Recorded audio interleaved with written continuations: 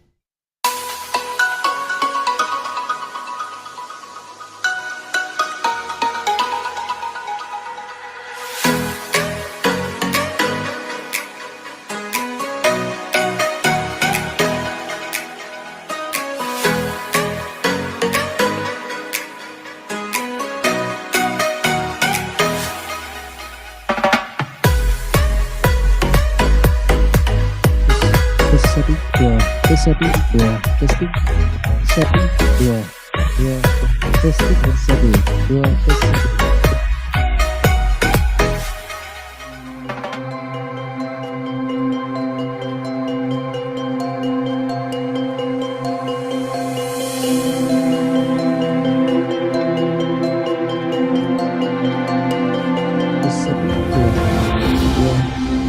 Testing, satu, dua, tes satu. Dua, tes satu, dua, testing satu, dua.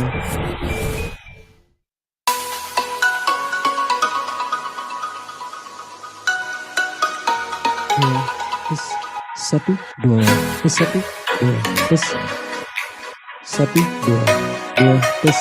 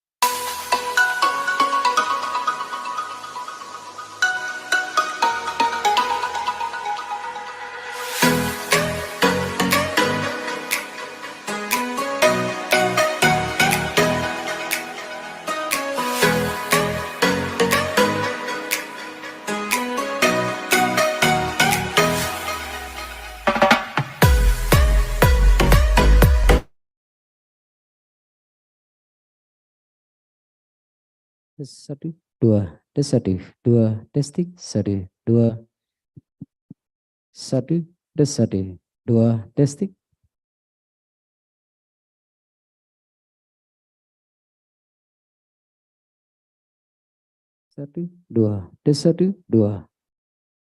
satu dua tes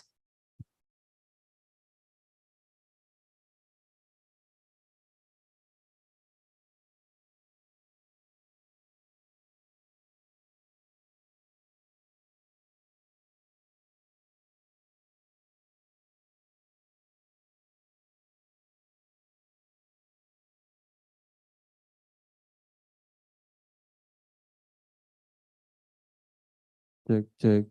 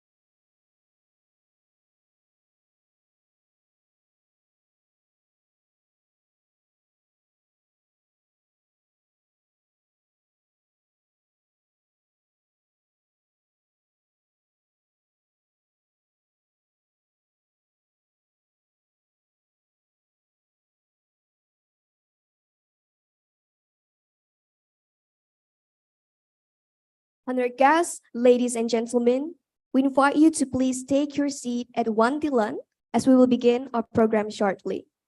For the audience attending online, we would like to ask you to open your camera. Good morning, ladies and gentlemen. Welcome to the second day of the Seventh Information System International Conference, or ISICO 2023.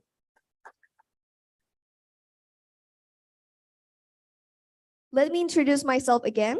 My name is Maureen Firsty, and it is my pleasure to be your master of ceremony for today's event. I'm very honored to be here with you all today.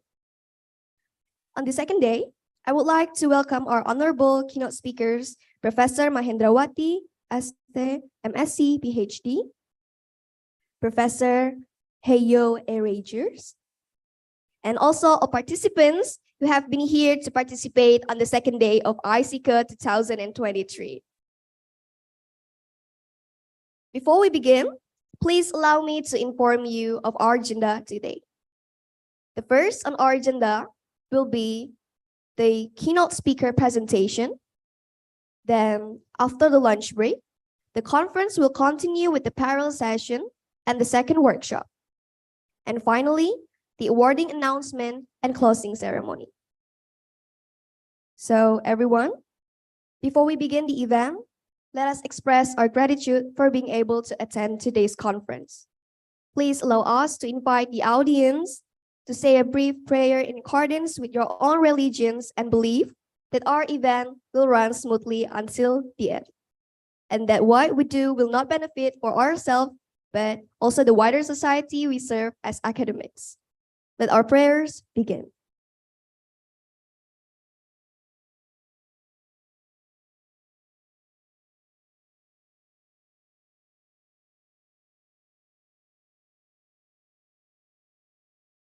Thank you very much. So, as previously stated, let us now proceed to the first agenda of today. The first keynote speaker presentation will be delivered by Professor Mahendrawati, ST, MSc, PhD, and this session will be moderated by Mrs. Ika Nurkasana, SCOM, MSc. Mrs. Ika Nurkasana is a lecturer at the Department of Information System ITS, Surabaya. She obtained her bachelor degree at the Department of Information System ITS and continued her master degree at University of Nottingham, majoring in Information System and Operation Management. Besides being a lecturer at Information System Department in ITS, she has also had other professional experiences, such as being Operation Planning Analyst, being Assistant of IT Consultant, being a software analyst. She is also active both in voluntary and leadership activity, not to mention also done several game projects.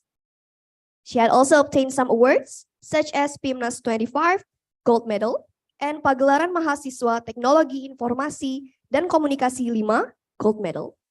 Without further ado, let us welcome our moderator for this session. To Mrs. Ika Nurkasana, the time is yours.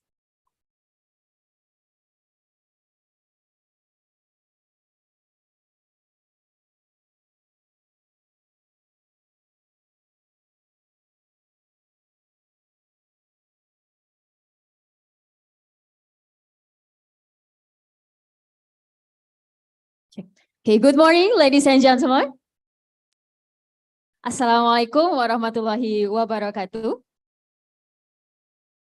Thank you. A warm welcome to all of you, the participants of Information Systems International Conference 2003 in day 2. So maybe the first speaker will be Professor Hayo, and then the second one will be Professor Mahendrawati. So now we are going to the first keynote speaker of today. And the world is increasingly changing. I believe that all of people in this room already aware of this. And it's including how organizations have to adaptability and also agility to manage their business, our business process. So the study of business process helps to understand how organizations should manage their business process, how to deal with this, and how to actively shape the process. At its core, science, as the emerging scientific fields of information systems, will help us to empower and unravel the complexities of organizations' workflow, data interactions, and even digital transformations. It intends to pull together the various contributions of multidisciplines, such as information systems, management of science, and even mathematics.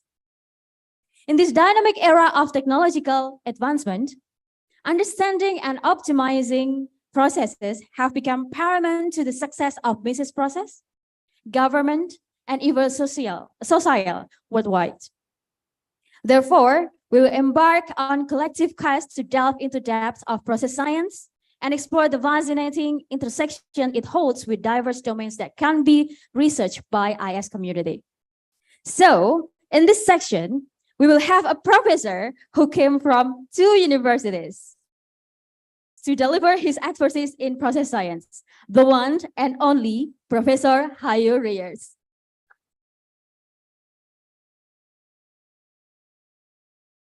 Okay, and before delivery of his material, I would like to read the CV first.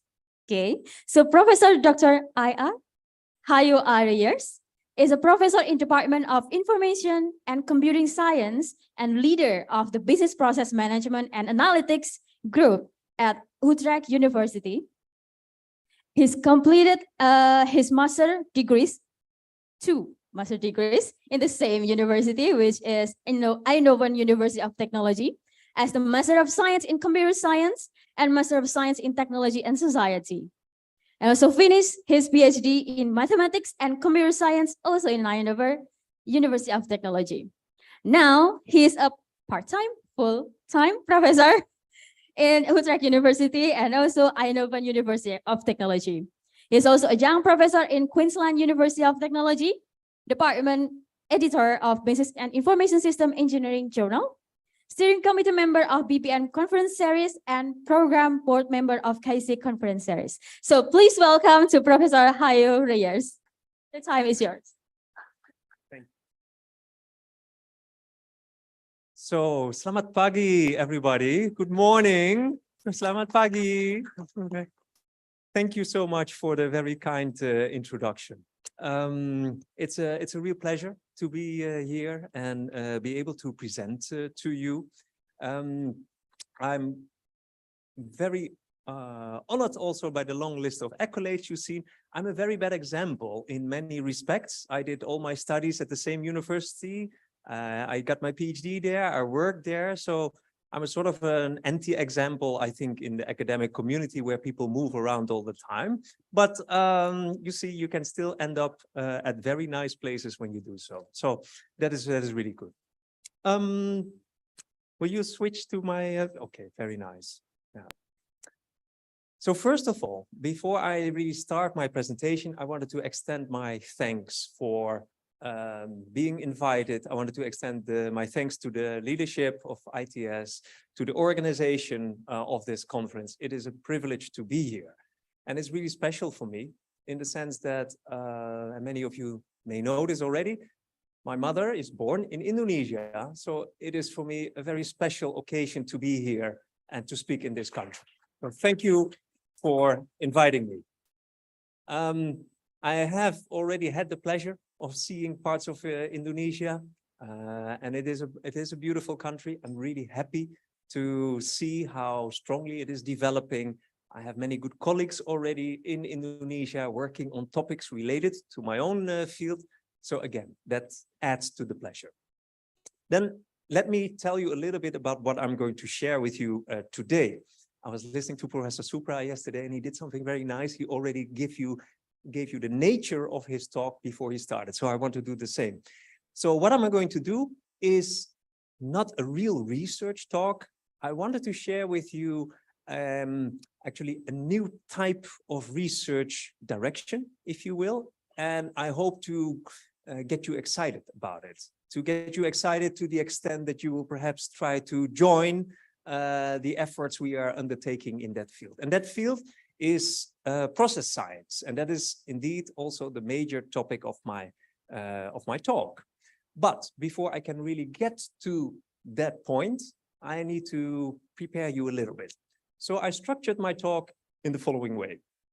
I will give you, in a very brief manner, I will try to give you an overview of the discipline where I've done most of my research work. That is the discipline of process management.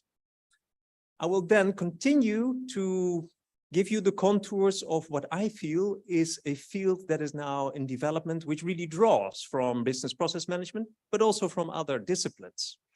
And after I've given you an idea of that new field or that new research area, I like to convince you, and I hope that I will succeed in doing that, that it is an exciting area and that it is an exciting opportunity for information systems researchers. So sometimes I wondered when I was a child how you can already talk about how a book ends and that the book is still exciting. So I hope that it will be the same for my presentation. You already know what I'm going to say, but still I'm going to take you through it step by step.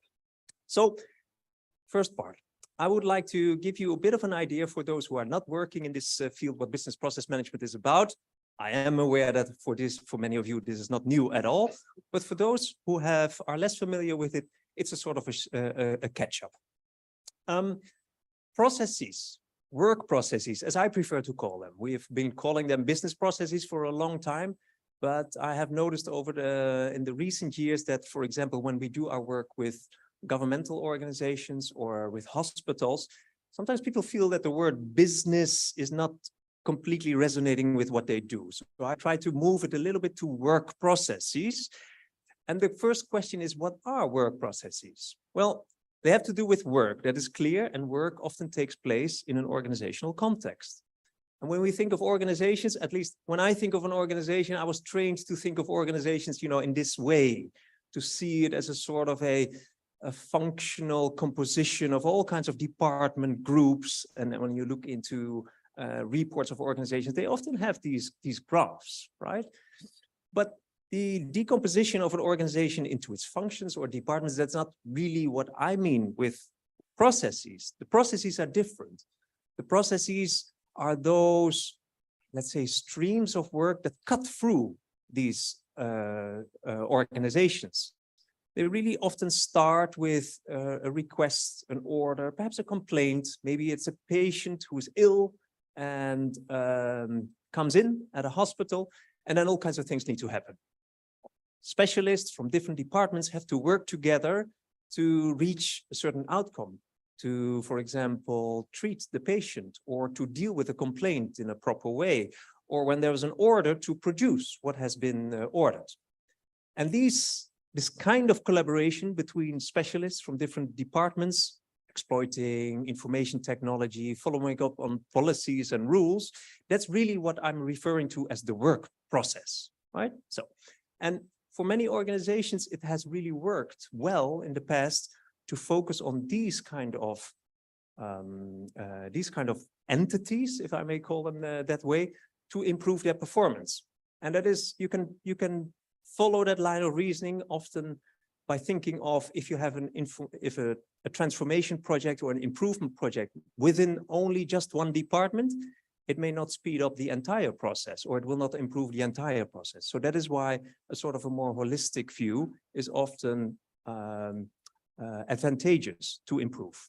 All right, so you have a bit of an idea of a work process. Now, our work process is new. No, not at all.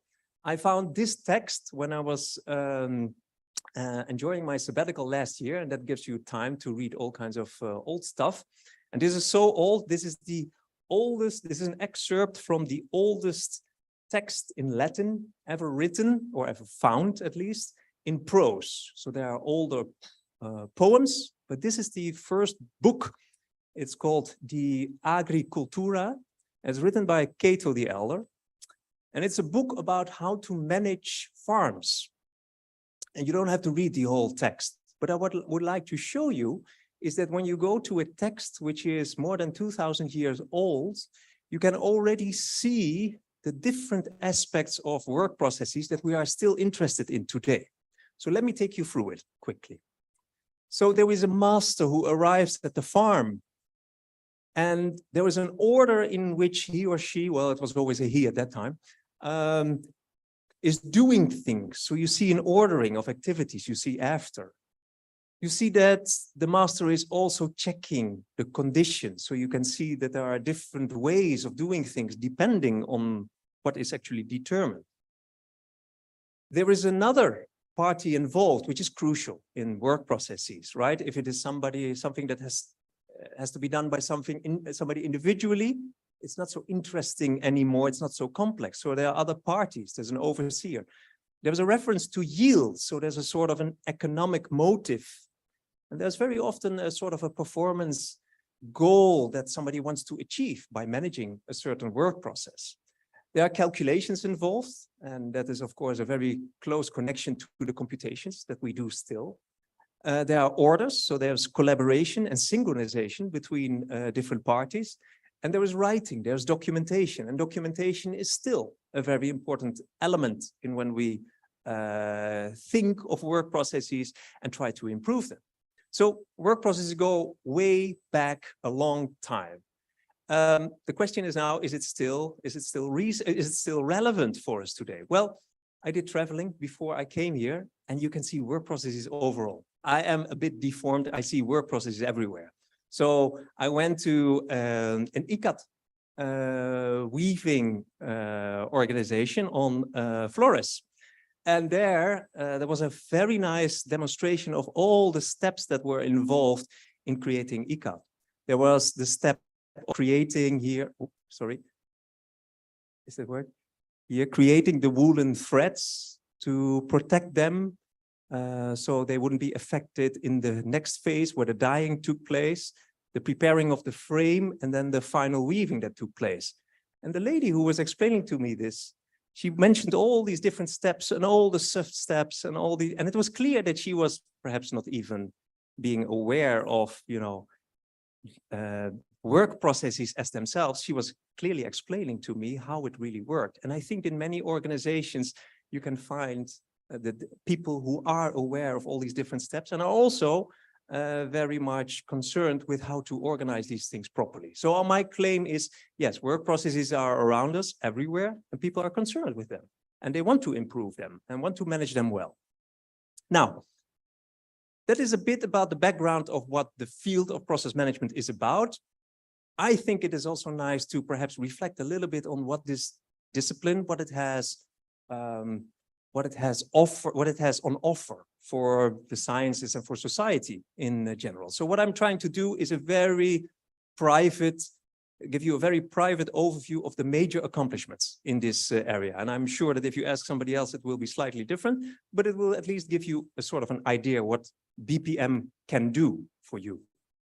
So if you want to read more, there is a fantastic book on this. You can see the cover here.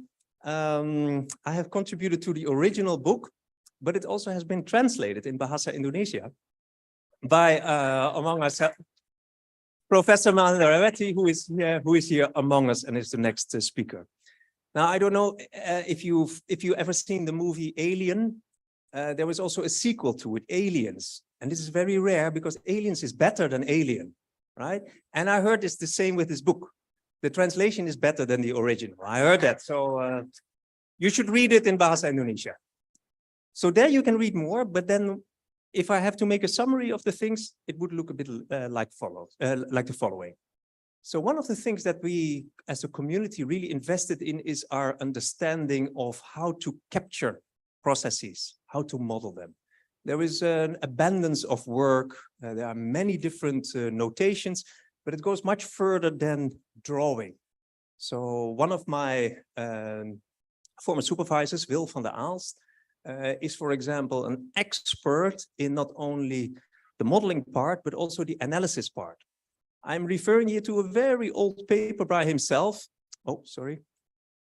That's this paper, where he shows that if you follow a certain notation to capture the logic of a work process, you can actually calculate whether that work process will ever end, depending on how it is structured. You don't need to know anything about what is going to happen in the work process. You don't need to know exactly what it is about, But depending on the structure, you can compute whether at some point it will either deadlock or it will carry on to the very end. And this is a technique which has been applied in practice so often now, and is really something that I think is a contribution of our field. And there are many other formal analysis techniques that have been developed, and also a range of empirical insights on how people model and when they make mistakes. And pragmatically, if you model a process with a notation like this, when people can more easily understand it and when they find it more difficult. So a major insight, and unfortunately that insight is lost upon many people who try to improve these kind of notations over time, because I think that every day there is somebody proposes a new notation to draw process models. An insight, a very profound insight that we got is that if you want to improve the way that people make sense of these models, it's much better. It pays off much more to invest in their training than trying to improve the technique. But especially computer scientists like to do work from behind their desk, of course. I am one, so I know. But if you engage with the people and you teach them how to read these things, then actually that makes a major effort. So I don't think that we should put much more attention to, improving these techniques, but to educate people to use these techniques more effectively. So in this whole area of modeling, there is a lot of theory, there are insights, and I think it's one of the major areas of the BPM discipline. Now let's move on. Another area, and Professor Supra will also remember this, in the 90s, there was a lot of excitement about workflow management systems. Workflow management systems are systems that can be used to support the execution of work processes, because there is an IT system that is aware of the process that is being executed, and the IT system can hand out work packages to everybody who is involved and monitors the progress of the work process. And in fact, that approach and that line of thinking has developed over time, and we are at a point that there are extremely advanced, extremely sophisticated work automation platforms available. And there's a lot of research behind it. Colleagues of mine at the University of Ulm in Germany have developed work automation platforms that can deal with all kinds of different changes. So you can imagine that a work process is not static over time. It will change at some point. And of course, adaptations need to take place. But what happens with cases that run through a process and the process changes while the case is being processed? You can run into all kinds of different problems, right? And they have developed a huge catalog of what you should or would be able to do in all these situations. And I think that many IT companies have taken a good look at all these principles and have applied them. So everybody knows this big ERP system, SAP. SAP has 3 workflow management systems supporting that system, and many of the principles from our community have been embraced. And even though workflow management systems is not such a common term anymore, there are many companies still working on developing these type of systems. There is another platform that I would like to mention, and that is YAWL. YAWL has been developed by the Queensland University of Technology and researchers there. It is fantastic, and it is used by many other sciences. So for example, biologists, when they have to do their experiments, they often use that type of system to exactly specify how the experiment has to take place, which steps need to take place, what the conditions are on how the experiment needs to unfold. And they are using this open source platform, which has been developed by my colleagues in Australia. And they recently wrote a paper, I haven't cited it here.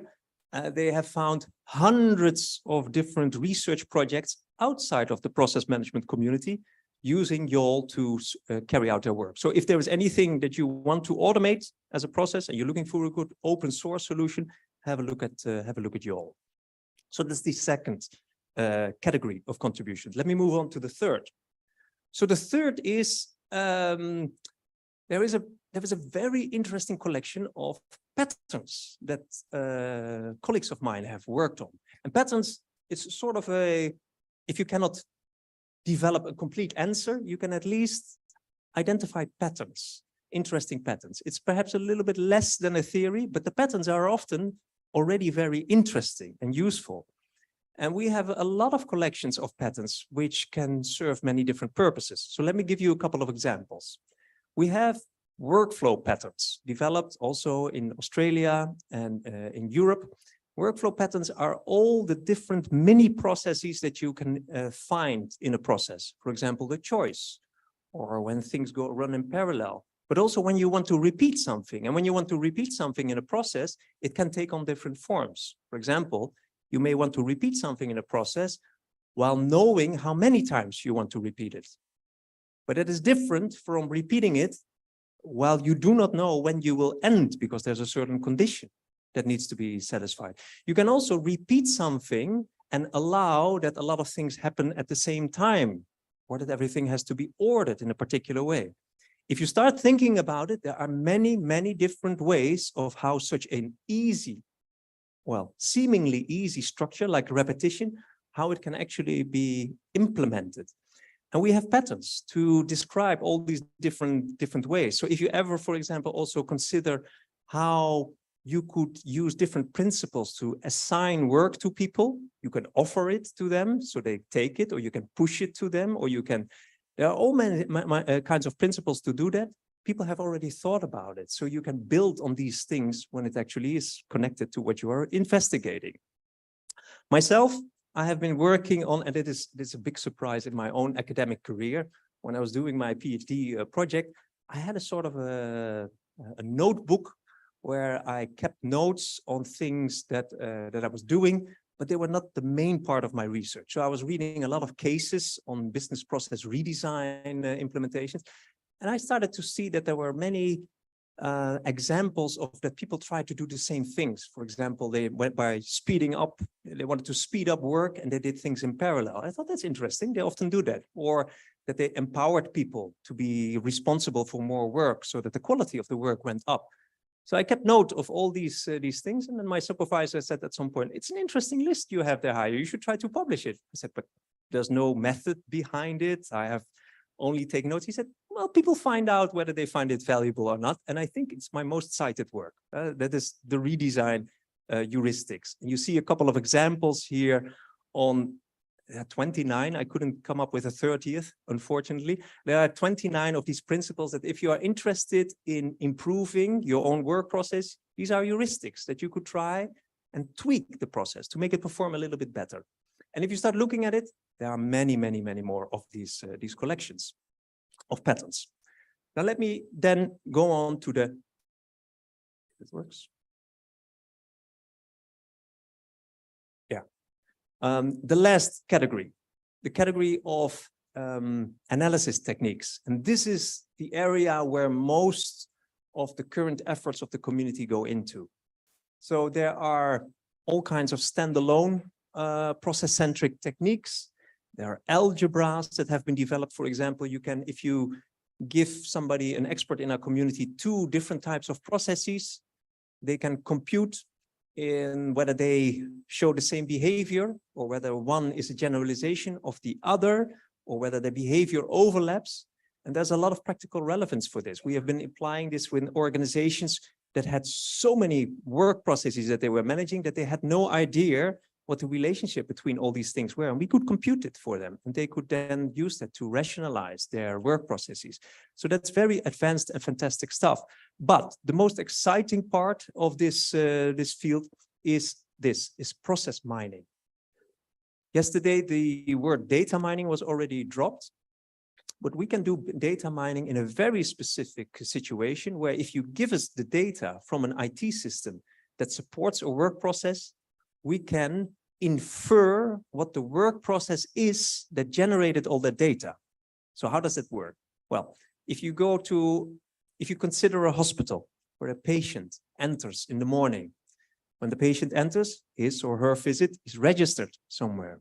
When he or she is seen by a nurse, there's a registration next. And if a doctor then makes a diagnosis, again, it is registered. If you look at enough data, you will see, and you can do that in all kinds of ways, in genetic algorithms or through heuristics or for machine learning, you can see that there is a pattern of the order in which things take place. And sometimes you see that the work process continues in one direction, and for other types of patients, it continues in another direction. So we can find all these paths through organization, depending on where the data is generated. And that is a huge development in our field, because if you know how work processes are normally investigated in organizations, it is often done by sending consultants to these organizations, and they have to interview people. They have to ask everybody, what are you doing? What is happening when you finished your work? Or I pass it on to my colleague who's at that department. And then there has to be a next interview. By using this approach, we can use the data from the IT systems without, well, we always interview people to check whether what we calculated is correct, but we can automatically identify the trajectories through organizations. And this is a super interesting development. The fastest growing organization in a company, I should say, in Germany, Solonis, is a company that is completely specialized in this technology. And it is at the moment the fastest growing technology company in Germany. So that is impressive. There's a lot of business in it, and it's a very exciting field. Okay, I could talk about this. You notice that I'm excited too, but okay, it's not the main gist of my talk at this moment. What I like to do next is to move to the next part. I want to show you, even though business process management is a fantastic field, that something new is happening, that the field of process management is contributing to the development of even another field. And I like to refer to that field as process science. It's not that I came up with the title myself. There was a fantastic keynote in 2020 during the BPM conference by this gentleman here, Jan van Brokke. You may have heard of him. He is a very famous professor from the University of Liechtenstein. Well, I can tell you, Liechtenstein is very small. It's the only university there, but he has done tremendous work there. And you can see him here while he is presenting. He's giving a keynote online. And I was just discussing this morning that online, online conference, purely online conference and online teaching, how difficult that is. But this is a person who can give fantastic talks online. And he inspired me really by presenting this work, Process Science, the Interdisciplinary Study of Continuous Change. So I have to contribute much of what I'm going to say next to Jan van Brokke. So what is process science? Process science is the idea that there are processes way beyond organizations that are interesting to study. And to explain that properly, I'm going to take you through this table. It's difficult to read, but don't worry, I will explain what you can see here. We can see at the very bottom that there are all kinds of technological processes. And these technological processes are applications and algorithms, and there is a sort of a process behind it. And sometimes when they, extend beyond one person, you can already see that there is a sort of an organizational synchronization that needs to take place. So that's a technological perspective. There's also, people sometimes have an economic perspective and are also interested in processes. And there are disciplines who work on that: management science, decision science, organization science, and economics. So they look at manufacturing processes, for example, and all kinds of other things. And these levels are actually, is the area where process management always has had an interest in, right? The technological and economic perspective. But there are processes, and that is my main statement about this table. There are processes which are interesting and which can be studied from other perspectives. So let's take a look at the other rows in this column. There are all kinds of political processes. So how people engage with each other in political situations where there is power shifts, for example, and that is studied by people with a law background or who are interested in ethics. There are environmental processes, so changes in all kinds of systems, in ecological systems, or perhaps urban systems, where if you change things, for example, how pedestrians can move about in different cities, the processes of movement change there. There are social processes, how people interact with each other, not necessarily within a work context, but perhaps within a family or within a city where they are fellow citizens. And there are human processes. There are human processes in the sense of what happens in the cognitive states in our minds and how they transfer from one state to the other. And the claim behind process science is that we have been studying processes for a long time in this part of the whole spectrum. But there are all kinds of processes around us, geological processes, social processes, which can also be studied with the techniques and the insights that we have developed in the process management community. And that is what I am really excited about. Now, there was a friend of mine, he works in Chile. It's Jorge Muñoz Gama. If you are on Twitter, I recommend that you follow him because he's one of the funniest persons I know. And he uses these XTCD cartoons. He uses them and tweaks them. There's a license for it. Anybody can do it. It's the original author gives a license to do that. And he tweaks many of the jokes. So maybe my son, for example, knows all of them. He sometimes says, oh yeah, that's XKCD 152, right? But so if you don't know these jokes, look them up. But he took one of these jokes and he adapted them to process science. And I just wanted to share it with you because it's so funny. So you notice that sometimes there is a sort of a hierarchy in sciences, right? You say what you do, and then your physics colleagues say, oh, that sounds fluffy, right? Because they feel they are higher up in the hierarchy of sciences. Well, this joke is a sort of a similar joke. You see here, philosophers, and they are looked down upon by sociologists, because the sociologists say, well, philosophy is just applied sociology. And the psychologists say, well, sociology is just applied psychology. What's the fuss? And biologists say, well, everything is biological, right? And the chemists say, well, you know, we are actually the more general science. And the physicists, of course, think they are on the top of the mountain. They say, which is just applied physics. It's nice to be on top. And the mathematicians who are, you know, the real scientists, the formal scientists say, well, that's all application of what we came up with. And now there's something new, right? There's process science. Isn't this all process science? And that is Jan van Brocke there, who invented all that chain. I'm not sure whether this is really accurate, but it's at least nice to see how process science also tries to find its way within the different sciences. It may be that it sounds very abstract to you at the moment. So I was thinking of giving you a couple of examples. And these examples are, most of them are very recent examples.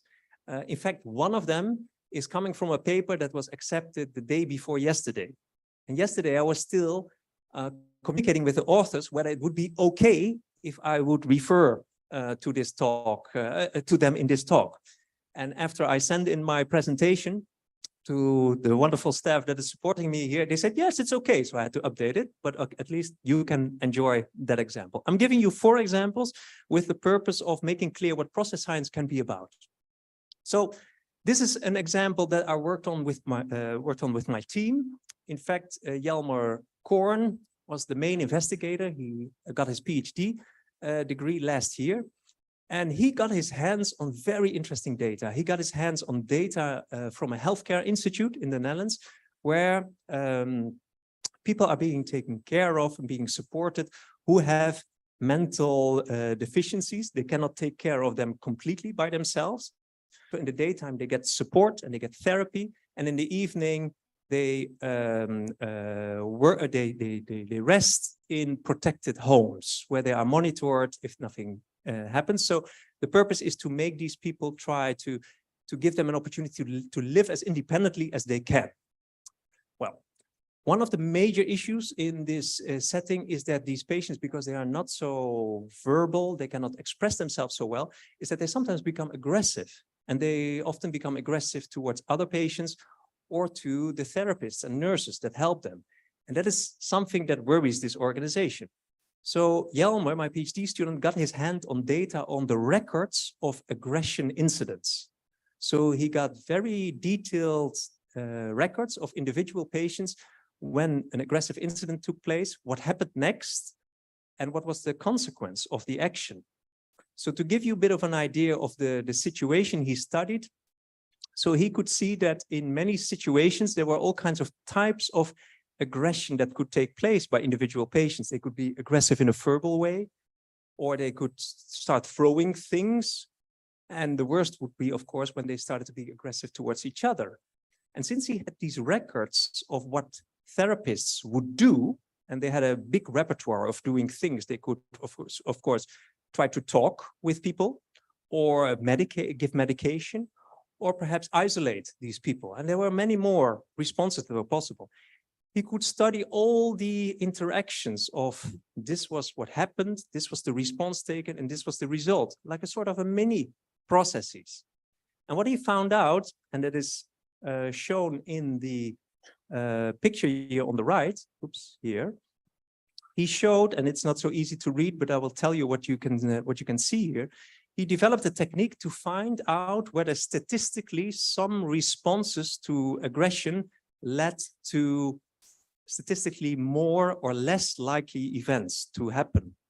So one of the things he found out, and I will point that out here, is that if people started to be physically aggressive towards objects, and you would decide to seclude them, to isolate them, much more often than not, they would become even more aggressive towards people, towards other people.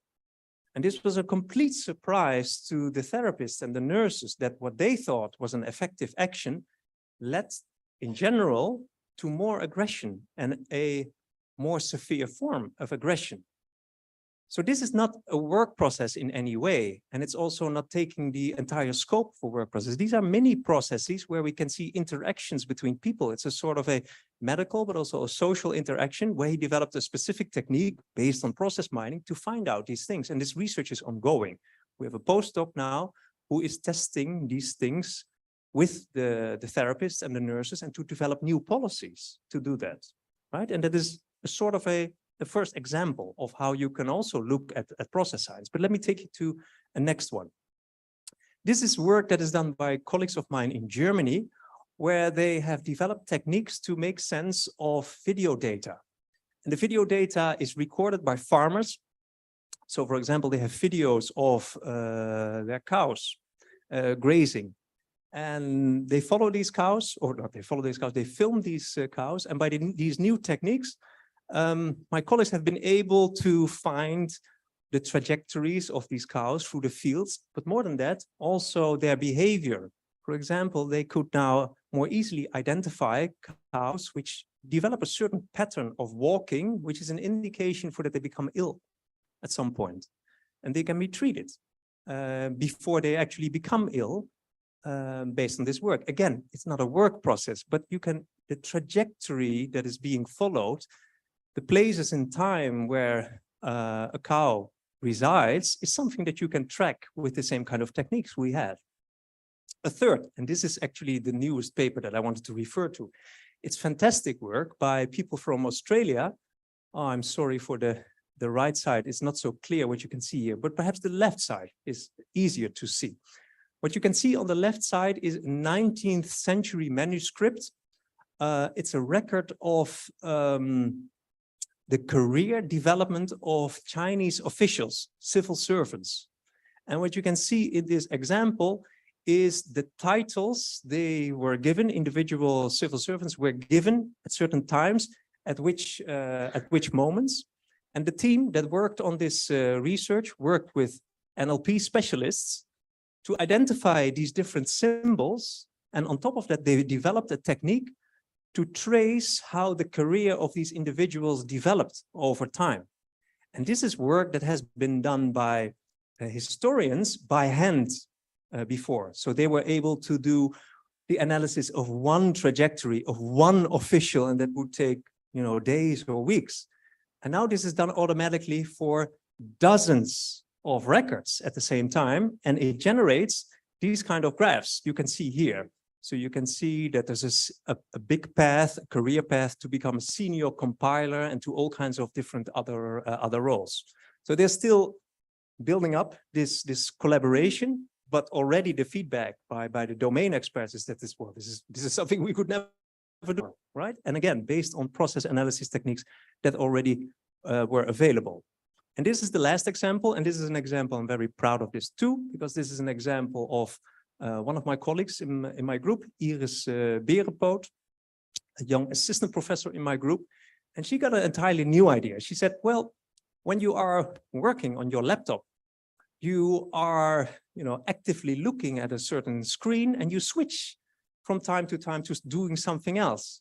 What about if I collect all that information? And she convinced me and the whole group, we have 15 people, to have a tracker installed on our laptops for a month. And she collected all that data, and there was a lot of hard negotiation of which data could be shared, of course, but everybody was responsible for their own data and they could filter out all the things they wanted. And what she did is she did an analysis on the kind of trajectories we took through the different screens we were working on. And she was able, for example, oh, I'm sorry, you cannot see it yet. Oh, here. She was able, for example, to see the different styles of reviewing everybody took, what everybody was busy with reviewing. And she could investigate what the day of an academic looked like. People started reading their emails, then looked at perhaps the slides they needed to prepare. Later on, they moved on to a meeting with students, etc. So she developed a technique to find individual work plans. And some people find this very scary. I know they find it very scary, but it is definitely a type of application that is interesting. And she's already thinking of creating an assistant that will say, and that assistant will definitely, digital assistant will definitely help me to say no to things that are being offered on me, because she says, well, then this is the work that you will generate for yourself, right? I think that's going to be a very useful tool for me. Okay, so these are examples of process science, and probably there are many good applications and good other developments. Let me see how much time I have. Okay, let me get to the last part, and this is the shortest part. Why do I think that process science is interesting for you? Why is it interesting for the IS community? Well, I think there are different ways of looking at it. First of all, I think that IS researchers have a lot of properties, interests that fit well with process science. So, as we also heard yesterday, IS researchers are mostly very comfortable with doing interdisciplinary research. And I think that is a requirement for doing process science, right? Many different things come together. You have to know from the process field, you have to know from the application domain. Information systems researchers are very familiar with data and information technology, and data is essential here, right? You need to have a sort of a interest in gathering data, analyzing data, but also in the tools that you need to use to generate this data or analyze those.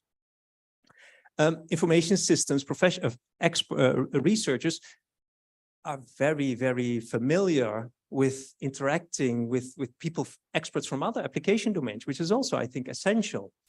And they are used to taking a holistic view on things, right? Yesterday, we also, Professor Supra mentioned the social technical approach, which is a very strong stream within information systems. And there are similar holistic views, like looking at things as work systems. And I think that's another essential ingredient. But then the question is still, you could do it, but why would you do it, right? Okay, so this is my sales pitch. Why would you do it? I think it is an opportunity to do entirely new things. There are so many disciplines where the process perspective is underexplored or not explored at all, right? When I give you the examples of these archives, these Chinese archives, right? Nobody ever thought of using that approach. And I'm sure that there are many other domains where similar things can be done. And it's always nice to be the first, right? And it's a good strategy also if you want to develop your career to try to do things that nobody has done before. The insights are very surprising, at least that's my experience. When we apply these techniques in new application domains, the experts from those fields say, we never thought of this. And they often challenge it. Is this true? And we show them the data on the basis of which we came to our analysis and say, wow, well, it sounds convincing, surprising. We can do something with it, right? And I think that marks the relevance of this type of work. And for me personally, that is a very big motivation for doing research. And third, there are already sophisticated tools and techniques. There are MOOCs, there are tutorials available on how to use these tools and what these process analysis and process modeling approaches, what they are about. So it's not that you have to start completely from scratch. Okay, I hope it convinces you.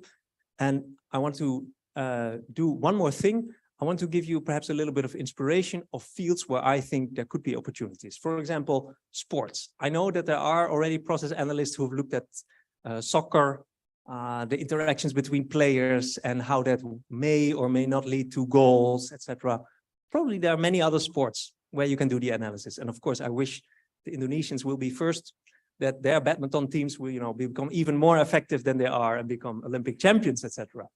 But also in high-tech situations, there are so many there are complex devices which have a life cycle of their own, which could be very relevant to study these life cycles using these techniques, because these machines are so expensive that when they break down, it costs companies a lot of money, right? So to improve these cycles and to, just like the cows, to already see when they become ill, right? To see when these machines start breaking down. I think these techniques are very useful for that.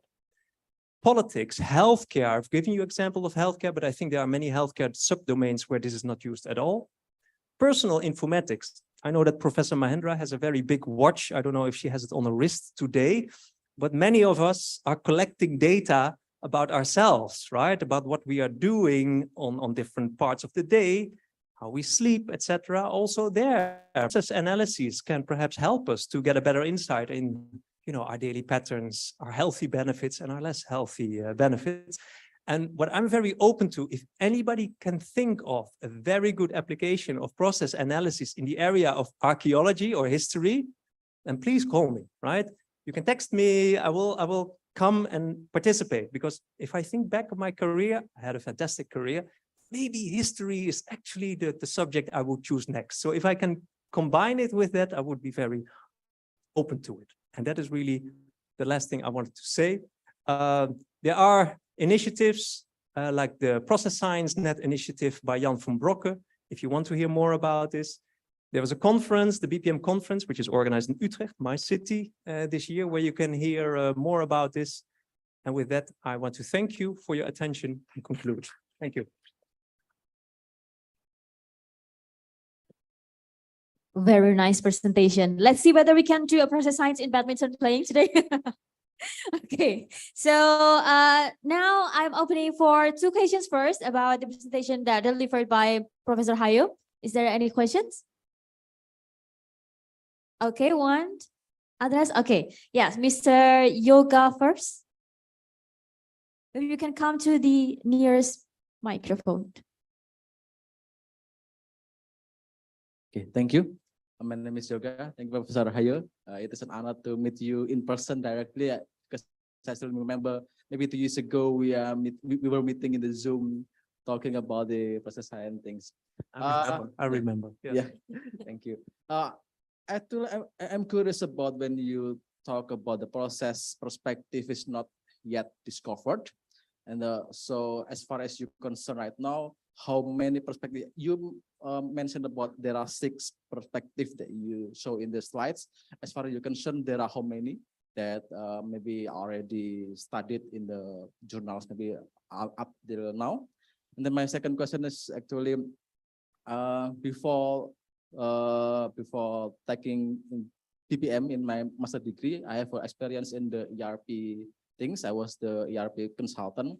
There are 2 sides of like maybe chicken and egg about the process management and the IT things. Some people say that IT drives the change in organization. But then when we are learning about BPM, as I doing the masters, no, process should come first. IT is the tools that support that one. So I was thinking chicken and egg, right? So what do you think about that? And maybe how the process science could look at it, and then maybe make the future research more interesting. Thank you. Thank you, Professor Yoga. Thank you. Do you want to answer the question, or we can? Can I already? Otherwise, I'm already Yeah. getting old, and I have something. Yeah. Yes, is that Yes, okay? Yeah. Okay. So let's try to answer the questions in the order that you asked them. For the first question, if I understood you correctly, you were wondering about whether this overview, whether of these different domains or different perspectives, whether it's complete, whether there are more angles. I think it's far from complete. It's a sort of a first attempt to come up with reasoning from what other disciplines may be interested in as far as processes are concerned, which fields those are. So you saw reference to the law and I think geology. So my opinion is that this is not a complete list and that it is likely that with whatever discipline you take, there is a process perspective to it. So as many disciplines as we have, there are probably process opportunities, because what is process? Process is sort of a progression over time of transactions between agents, IT systems, people. And when there is a transaction over time, that happens in many situations. So I think that it is probably more broad than what I sketched here. So that is the answer to your first question, or at least an attempt to an answer. As to the second one is, I think it's a very profound question, the chicken and egg, IT and process. Let me give you my personal feeling. My personal belief is that neither of these is in the lead or should be in the lead. Mostly people are people who are very fundamental and orthodox in their beliefs, have a strong opinion that one is more important than the other. But I have a more practical view on it, and I think that these two things should go hand in hand. But now comes the thing when I thought about it, is that, and that's a bit of a disappointment if you take a look at the discipline of computer science and also the discipline of information systems in the past years, decades even, that we haven't found a good way to integrate them properly. We don't know it in academia, consultancy companies do not know it, IT companies do not know it. We are still experimenting with how to do this well. And for me, this is actually one of the biggest, it's not a process science challenge, but this is one of the fundamental challenges, open challenges for our fields, how to balance these two perspectives when we do want to develop information technology or work process support. So it's in my opinion, it's still open, and process science may contribute a little to it, but probably it's not the final answer to it. Does it satisfy your question? Okay. Okay, thank you, Mr. Yoga. And then the next question will be, where is Miss? Okay, Miss Reni.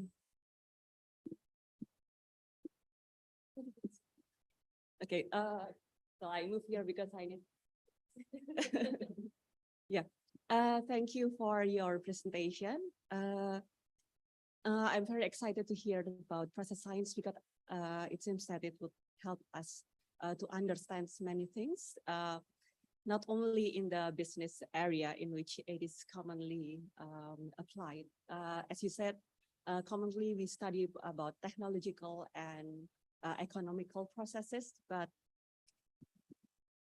you mentioned that actually it is also applicable to other areas of processes, such as in the social and political area. But as a layperson, my thinking is that the world to me seems to be ever-changing.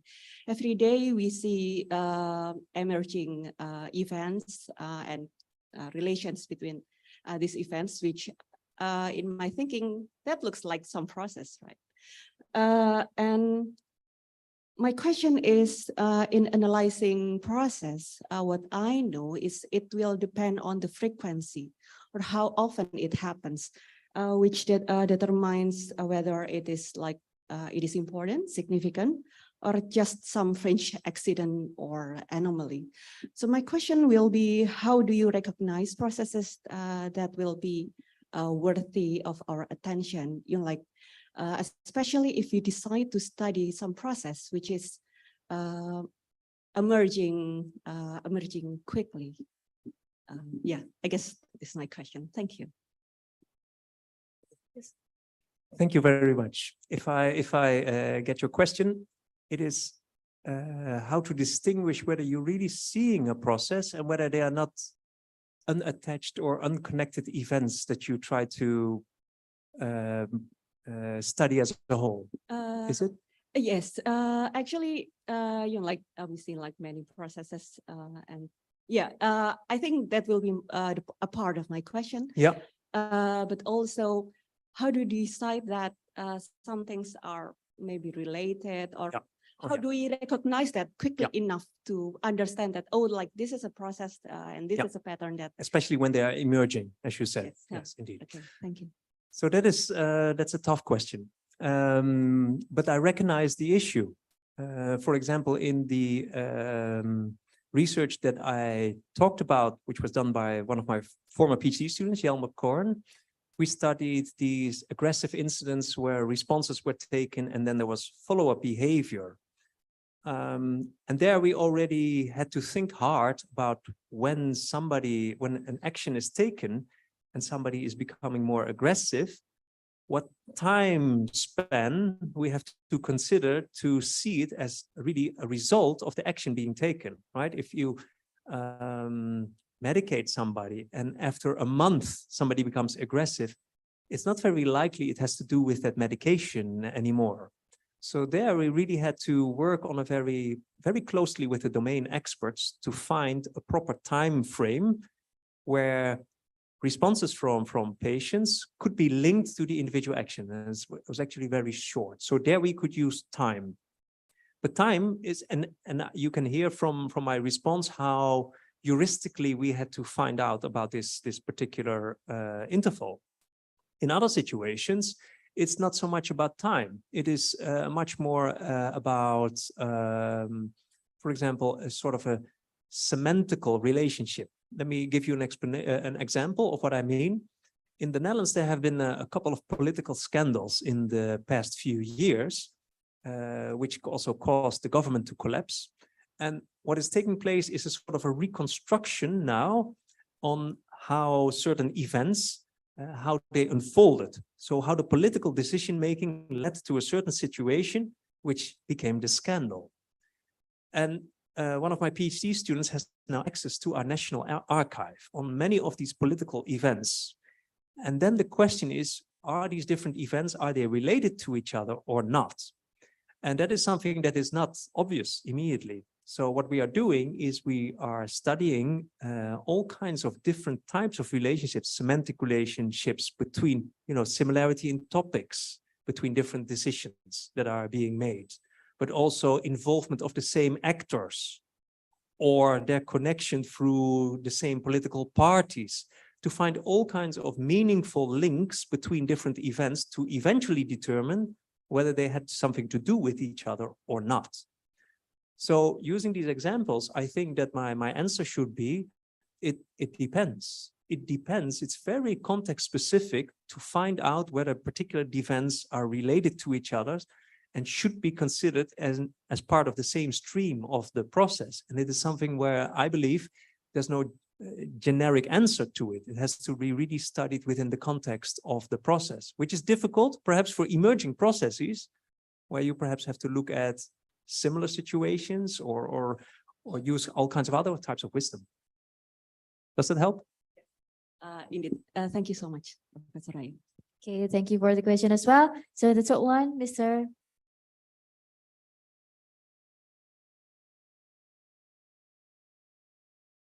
Good morning, Dr. Regers.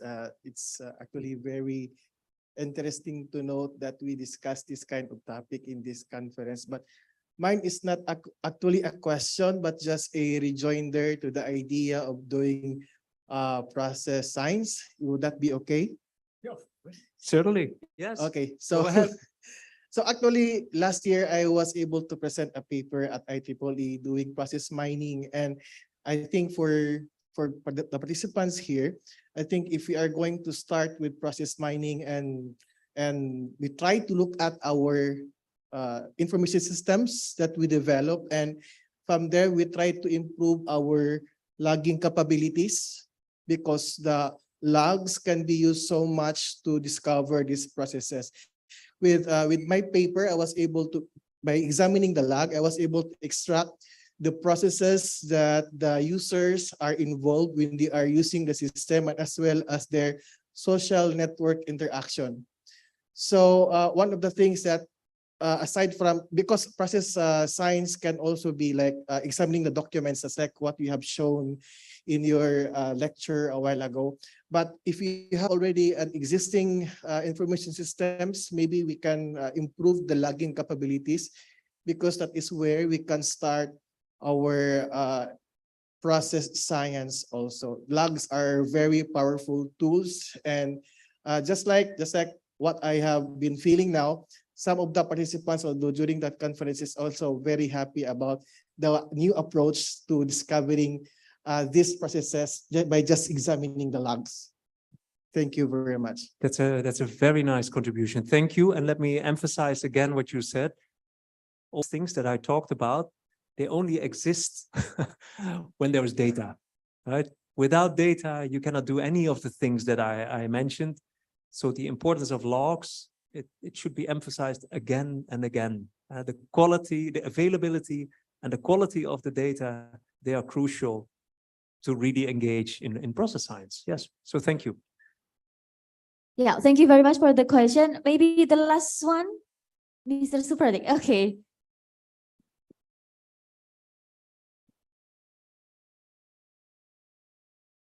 What an amazing talk. Thank you so much.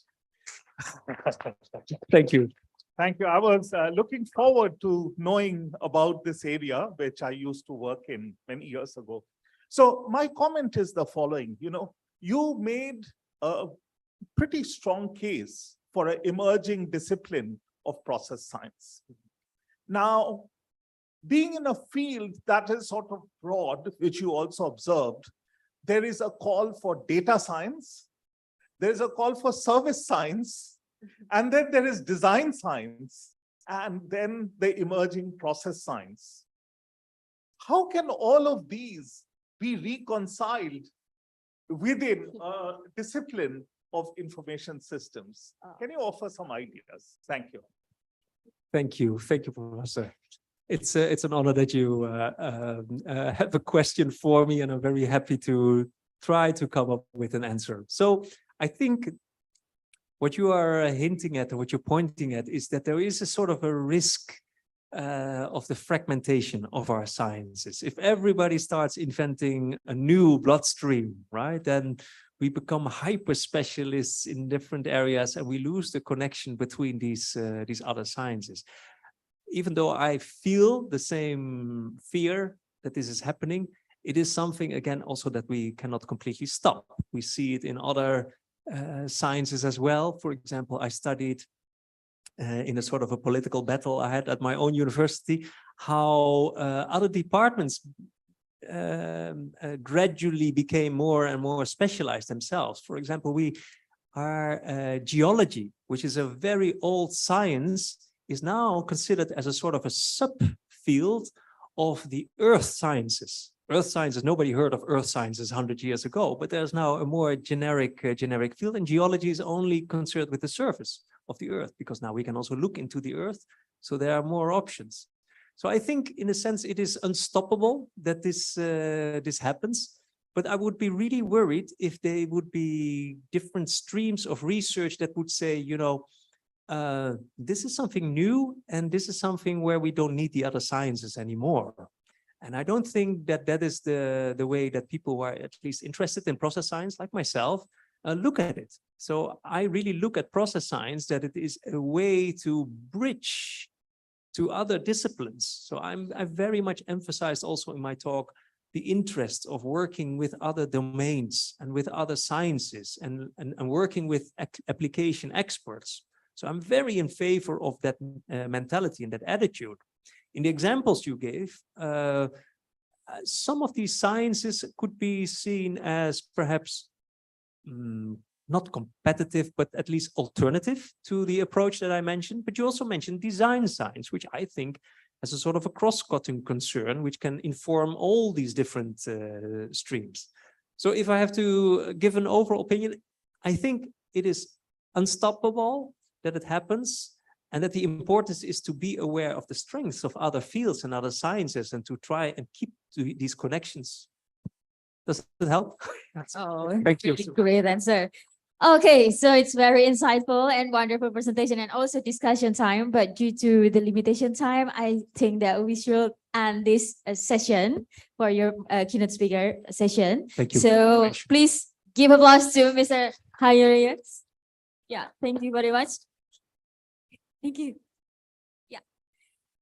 Okay, ladies and gentlemen, before we are going to the next keynote speaker, let's take a break for 10 minutes or 5 minutes. 10 minutes, and we will get back on 11 and 15. Okay, thank you very much for your attention for the first session of today's keynote speaker, and see you again in the next keynote speaker. All right. Thank you to all the participants who have actively asked. And thank you to Professor Heijo Eragers for answering all the questions and also a brilliant presentation.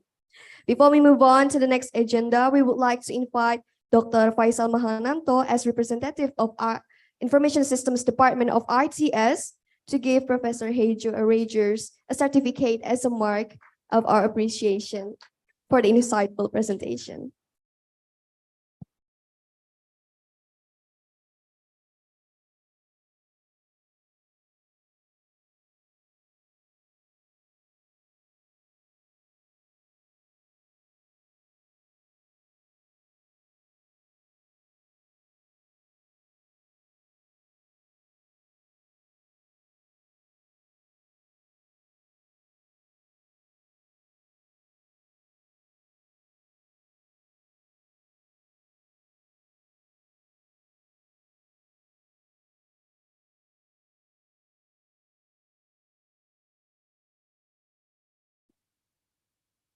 Thank you once again to Professor Heijo Eragers and Mrs. Ikan Rukasana and also Dr. Faisal Mahananto. So before we continue to the second keynote speaker presentation, we will have 10 minutes of coffee break. To all the participants, you can have the coffee break at the foyer or side of this hall. Please return after 10 minutes of coffee break, and you will could also bring your dessert to the main hall and continue to the next agenda. Thank you.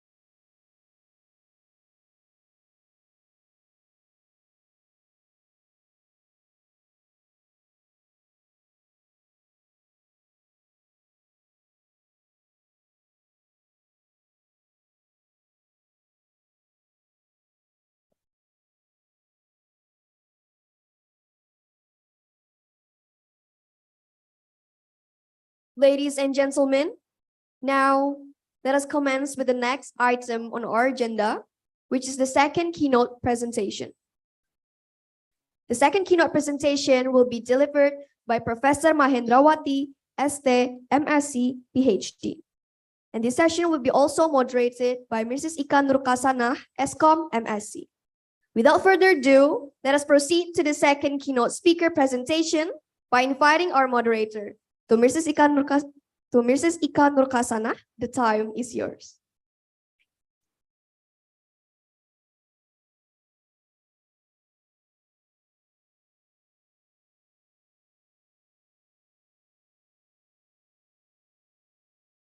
Check. Okay, good afternoon, everyone. I hope that you are not getting bored with me anymore because I will be the moderator of the second session as well. So now, the digital transformation has emerged as a powerful catalyst, revolutionizing industries, society, and the way we perceive the world.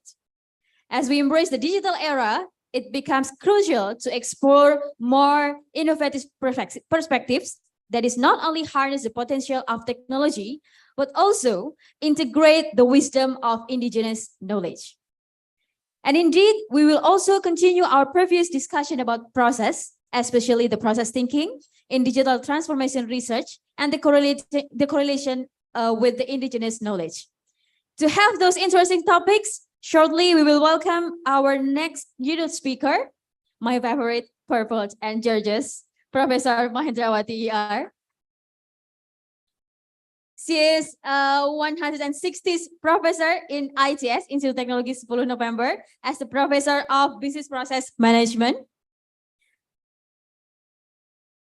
She completed her first degree in Industrial Engineering, Institute of Technology 10 November, Surabaya. And she continues to University of Nottingham, United Kingdom, as a Master of Science with distinction in Operations Manufacturing System. And because I think she is in love with University of Nottingham, so she continued the PhD program in Manufacturing Engineering and Operations Management. Now she is the head of Enterprise System Laboratory from 2022, also the lecturer in Information System Department. And also previously she is also the research associate in Nottingham University of Business School, University of Nottingham. She has a lot of research experiences in business process management, also in process mining, a lot of publications, and she is also the founder of Indonesian Business Process Management Association. So without further ado, please welcome Mrs. Mahendrawati Erawan.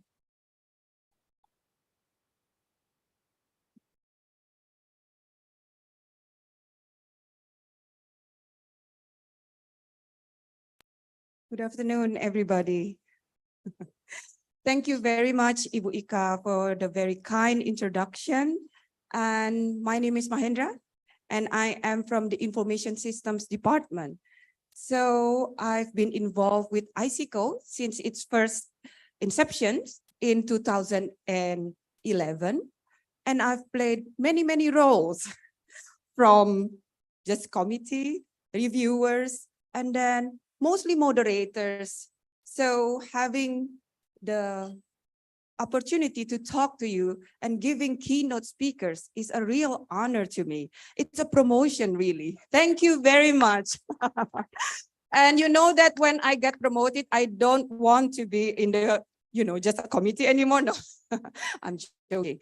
But I'm very happy because it was an honor to share this opportunity with many distinguished professors.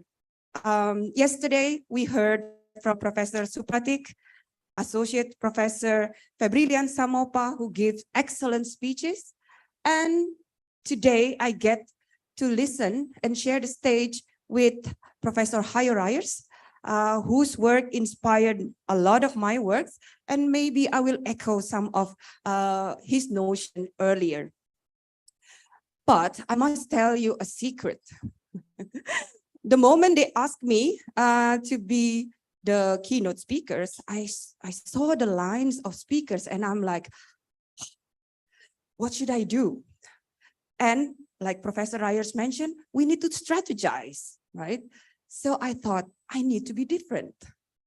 This is why I am wearing kabaya today. And thankfully, I can encourage my dear moderator, Ika, to wear the same. Yeah, kabaya is the traditional costume of Indonesia. And thank you very much for the committee for allowing me to take this opportunity. But it's not just that, really. Jokes aside, I'm wearing this because it fits with what I'm going to talk about today. Please, can you show my slide? So in the next 45 minutes or so, I will talk about something different, a little bit different, but also a mix of what have been said yesterday. So I will talk about context matters towards process-oriented indigenous theory for digital transformation. Now, I'm not going to talk in so much detail about digital transformation. Professor Supra already did an excellent job yesterday. So I will dive directly into indigenous theory. Some of you might heard it, some might not. And then I will talk about IT-based transformation in Indonesia. I've done several, Ika kindly said that many projects, but I have several projects of IT-based transformation in Indonesia. And I immediately faced challenges and something that I think arise the need for indigenous theory, and then I will conclude. So a little bit of background. Professor Ryers already mentioned about it, and I'm just going to echo what he said. Processes are everywhere.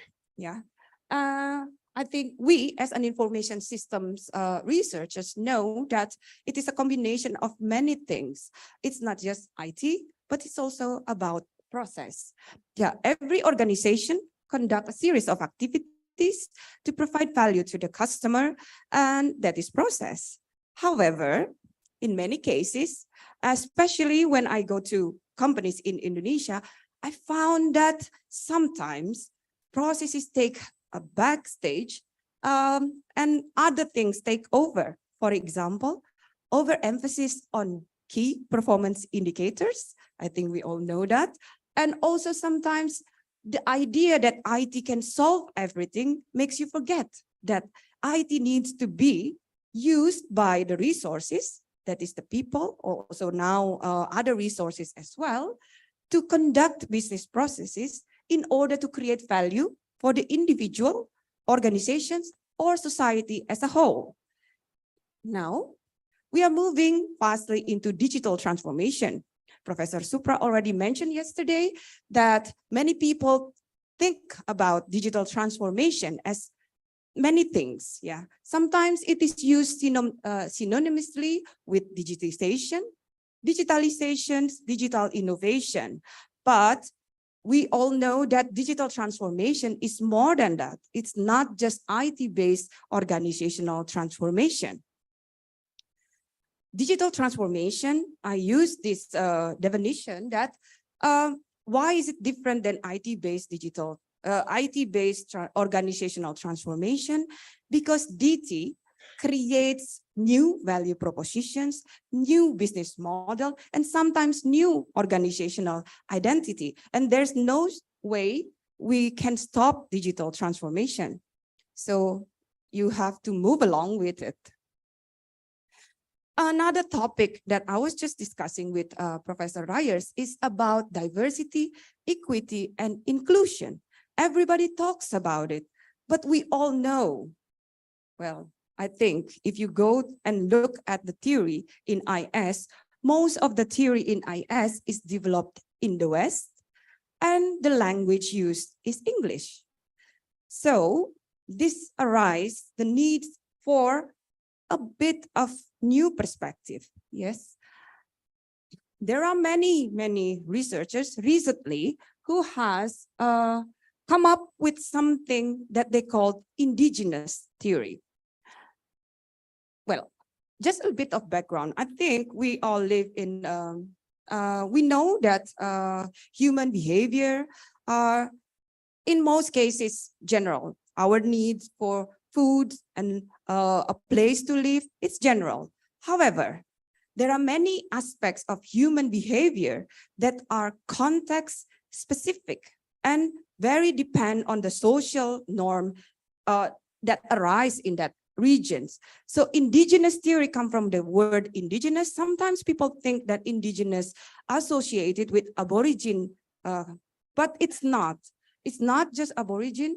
Indigenous theory is defined as a theory of human behavior or mind that is specific to a context or culture, not imported from other contexts or culture, and purposely designed for the people who live in that context or culture.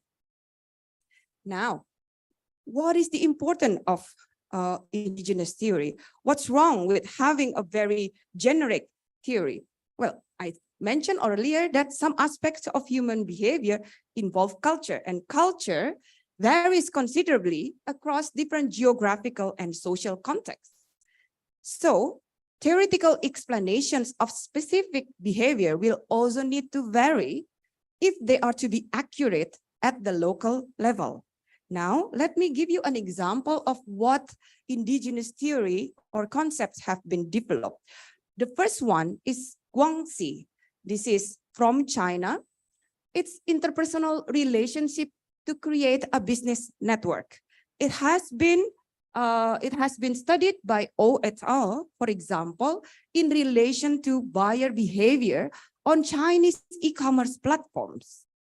And then there's also an indigenous concept of Ubuntu.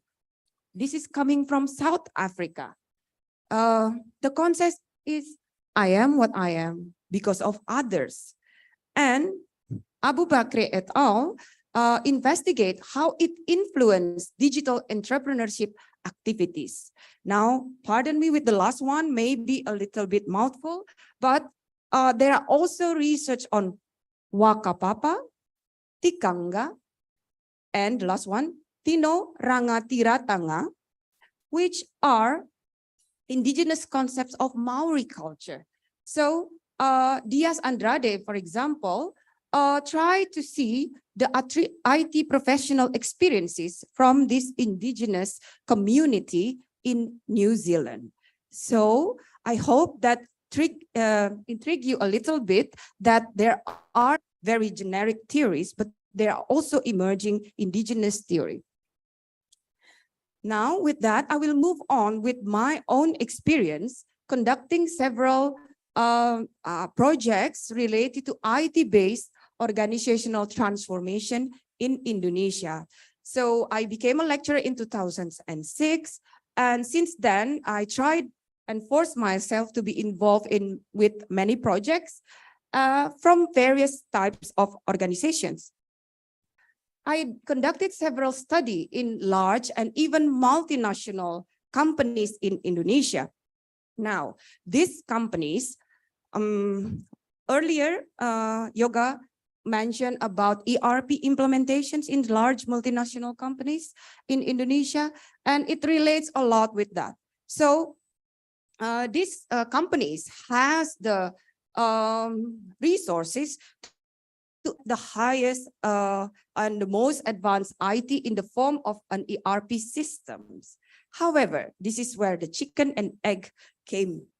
Yeah, we saw that this organization already implement ERP systems. However, I tried to extract the data because in the early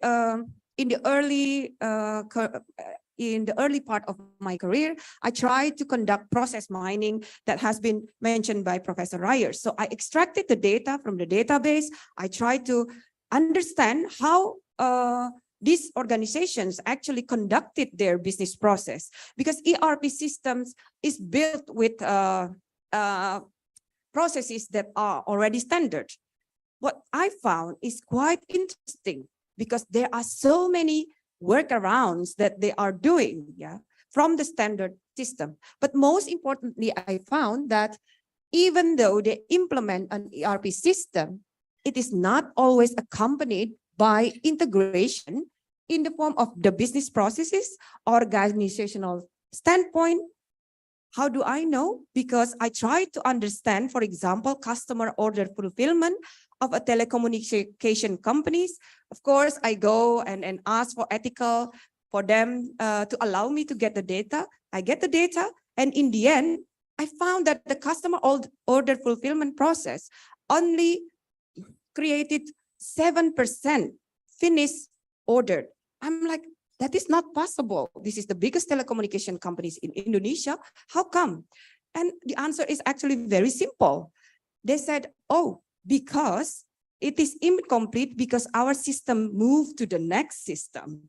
And I said, can I get the data? No, you have to go to the higher up to get the data. So I know that for sure, many organizations still have their functional silos within the organization, and also people work in different functions and they don't want to share the data from the higher up unless you are given the chance to do so.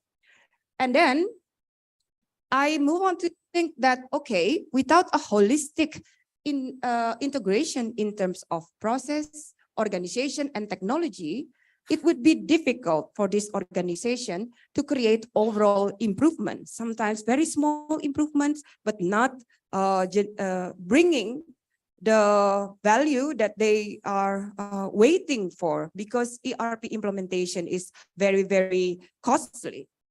And then I also found that companies often do not carry detailed mapping of the needs of implementing IT. There's still some who implement IT just for the sake of IT itself. When I ask, why do you need to have a CRM systems? You are a plantation company, a plantation company trying to implement CRM systems because, and the answer is very simple, because we have the budget, and why not? So, and then in implementing IT, companies do not always adjust the rules and pay attention to the staffs as users. So this is what I found from large organizations. And then I thought, okay, maybe large organization is not for me. Maybe I should go to medium companies instead, so I can make more contribution. So there's another problem that I found here. Medium companies, they are medium, of course, they're starting to use IT because of the demands for transparency and accountability, not from within themselves, but because they are forced by the customers and partners. And they are in the stage where they know that they need to have IT to support their processes, but they don't have or unwilling to pay for the best IT. So another problem, yeah. They want to have IT, but they don't have the budget, or sometimes just there are other things that are more important than IT. Again, I have to switch and try to see it from the micro and small businesses. And this is another world in its own, because we all know that micro businesses and small businesses, they have limited human resource capability and capital, of course. So what they do is that they prioritize IT, which can directly bring benefits and is inexpensive. So they are trying, or they tend to use technology that is free to use. This is where Indonesians are very good at. We are the #1 users of social media, but not just for tweeting or Instagramming or TikToking, but also to sell stuff. Yeah, we saw a lot of micro businesses in Indonesia selling their products through online channel or through social media, and even from WhatsApp. Can you imagine selling things via WhatsApp? We did that. It's the power of social media in Indonesia. So I thought, okay, 3 different contexts, different results, different challenges. Now, another territory again. This time it's not company. I went into government agency. Now, another territory on its own, because at the moment, I think Pak Tony already mentioned in his first day talk, moderating for Professor Supra, that our central government is now enforcing the law that every government agency must conduct or must implement electronic-based government system. Now I get the privilege to access Surabaya City Office for Population Administration and Civil Registration. And I did many things. I investigated, for example, how they need to transform very quickly from manual system due to COVID-19. People need birth certificates because during COVID, actually the number of babies born is actually rising. So they still need to process that. And because of the restrictions, there are no face-to-face meetings. So immediately they have to implement an online systems. But they have to do it in a very quick pace, and they don't have the budget to hire the most professional IT. So what they do is try to do it as good as they can. Many confusion, of course, which highlights the digital divide in Indonesia. Many people use a smartphone, but they don't know, for example, that if you want to have your birth certificate for your children, you need to upload a statement from the rumah sakit or hospital, and they don't know how to do that because they ask for it to be in PDF file. So just that created a lot of confusion for these people. So what I found that government agencies are encouraged to change quickly, but they don't have the flexibility to adjust their resources. And all initiatives undertaken must comply with existing regulations, which of course are very difficult to change. For example, the bureaucracy of having a lot of signatures at that time needs to be changed into digital signature. So that's already creating a lot of issues. Okay, I hope you are with me. What I'm trying to say is that different contexts, different challenges. Then I moved on to the next type of organizations. I think all Indonesians must know this. Ibu-ibu in the room must have used GoFood at some stage, yeah? And bapak-bapak, of course, too. So this is a startup. I have the privilege to conduct a joint research with researchers from Queensland University of Technology. We are trying to see, as you can see here, we are trying to investigate trust-aware process design. And we use the case of GoFood. GoFood is one of the service or product of Gojek. So I think every Indonesian in the room knows Gojek already. However, for our international participants, let me give you a brief overview of Gojek. Gojek derives from the word ojek. Ojek is motorcycle driver. Him here, yeah, motorcycle driver here. You can see it all over Bali, not just Gojek, Grab, everything. Now, how come it became a unicorn startup? It goes all the way back when our current minister, Mr. Nadiem Makarim, find it difficult to move around Jakarta because it's very crowded, not related transportation system.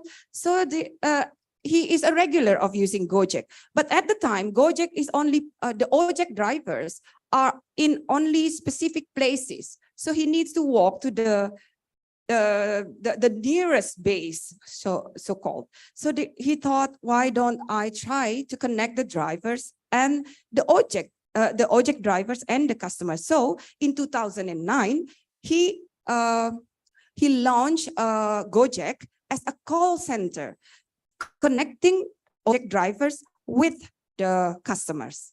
Yeah, and then in 2015, he launched Gojek with 4 services using applications: GoFood, GoSend, GoRide, and GoShop. Yeah, since then it has emerged into a super app, and it is the first startup companies that reach unicorn status, that is a startup with valuation of over $1 billion US. So what are we doing with GoFood? Basically, our research focused on GoFood, and we try to explore how GoFood conducted various transformations to reduce uncertainty in the business processes. Nowadays, GoFood is the #1 food delivery service in Indonesia. So clearly, there are something right that they are doing from 2015 until now to become the #1 applications. But the story is really interesting. When I do the research, I thought I worked with the Professor Michael Rosman, and he said, at the time, I'm like, trust. Why? Why do we need to investigate trust?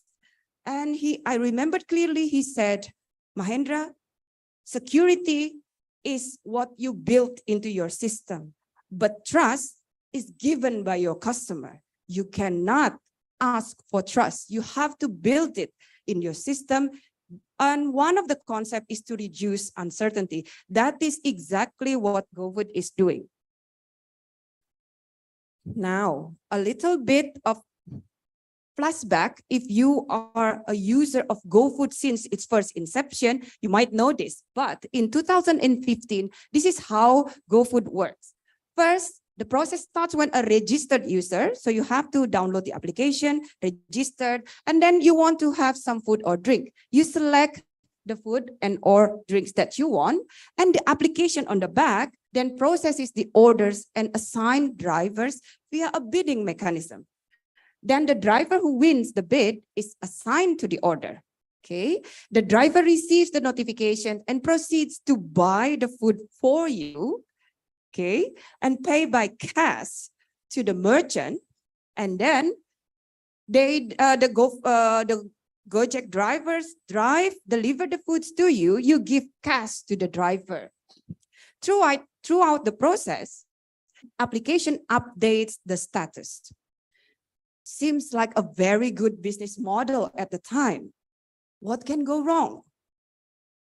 A lot can go wrong. There are so many uncertainties. At the time, I mean, I read the history of Gojek when I did the research. It didn't take off until Grab come to Indonesia because people just don't trust. Can I trust an application to find me an Ojek driver? And can I trust the Ojek driver? So nobody, it's not taking off so well. There are only 9 drivers in the beginning. But then Grab, another big companies come to Indonesia and people start thinking, oh, maybe this is a good business model. And then still they have capacity constraints. So uncertain delivery times because the coverage of this Ojek drivers very low. So people have to wait so long for their food. Yeah. And then the parent company, this is the first thing that they do. They conduct mass recruitment of Ojek drivers to increase the number of capacity. And then they also use the seed funding to subsidize the costs for using the Ojek driver. At the time, it was 10,000 rupiah all over Jakarta. Can you imagine how big Jakarta is? You only pay 10,000. So it's really cheap. People started flocking and the number of users increased. And of course, with the number of users increasing, the number of demands also increased. But that's not just what GoFood and Gojek do. They work so hard in reducing the resource uncertainty by improving its technology.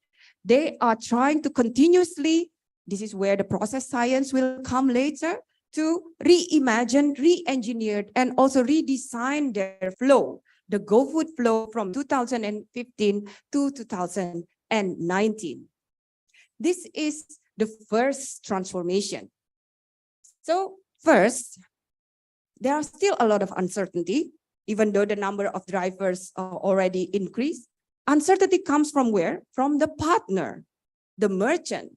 Okay, so they first try to partner with the merchants and including them as a GoFood partners. The problems remain. There are inaccurate informations and the payment are still in cash. Yeah. So GoFood then introduced GoResto. This is an example of the problem at the time is that you want nasi goreng. I know Professor Ryers are very, very much into nasi goreng. You might try to order later. Yeah. If you order nasi goreng, the application said, it's okay, you order. And then the driver is assigned, go to the merchant and the merchant is closed.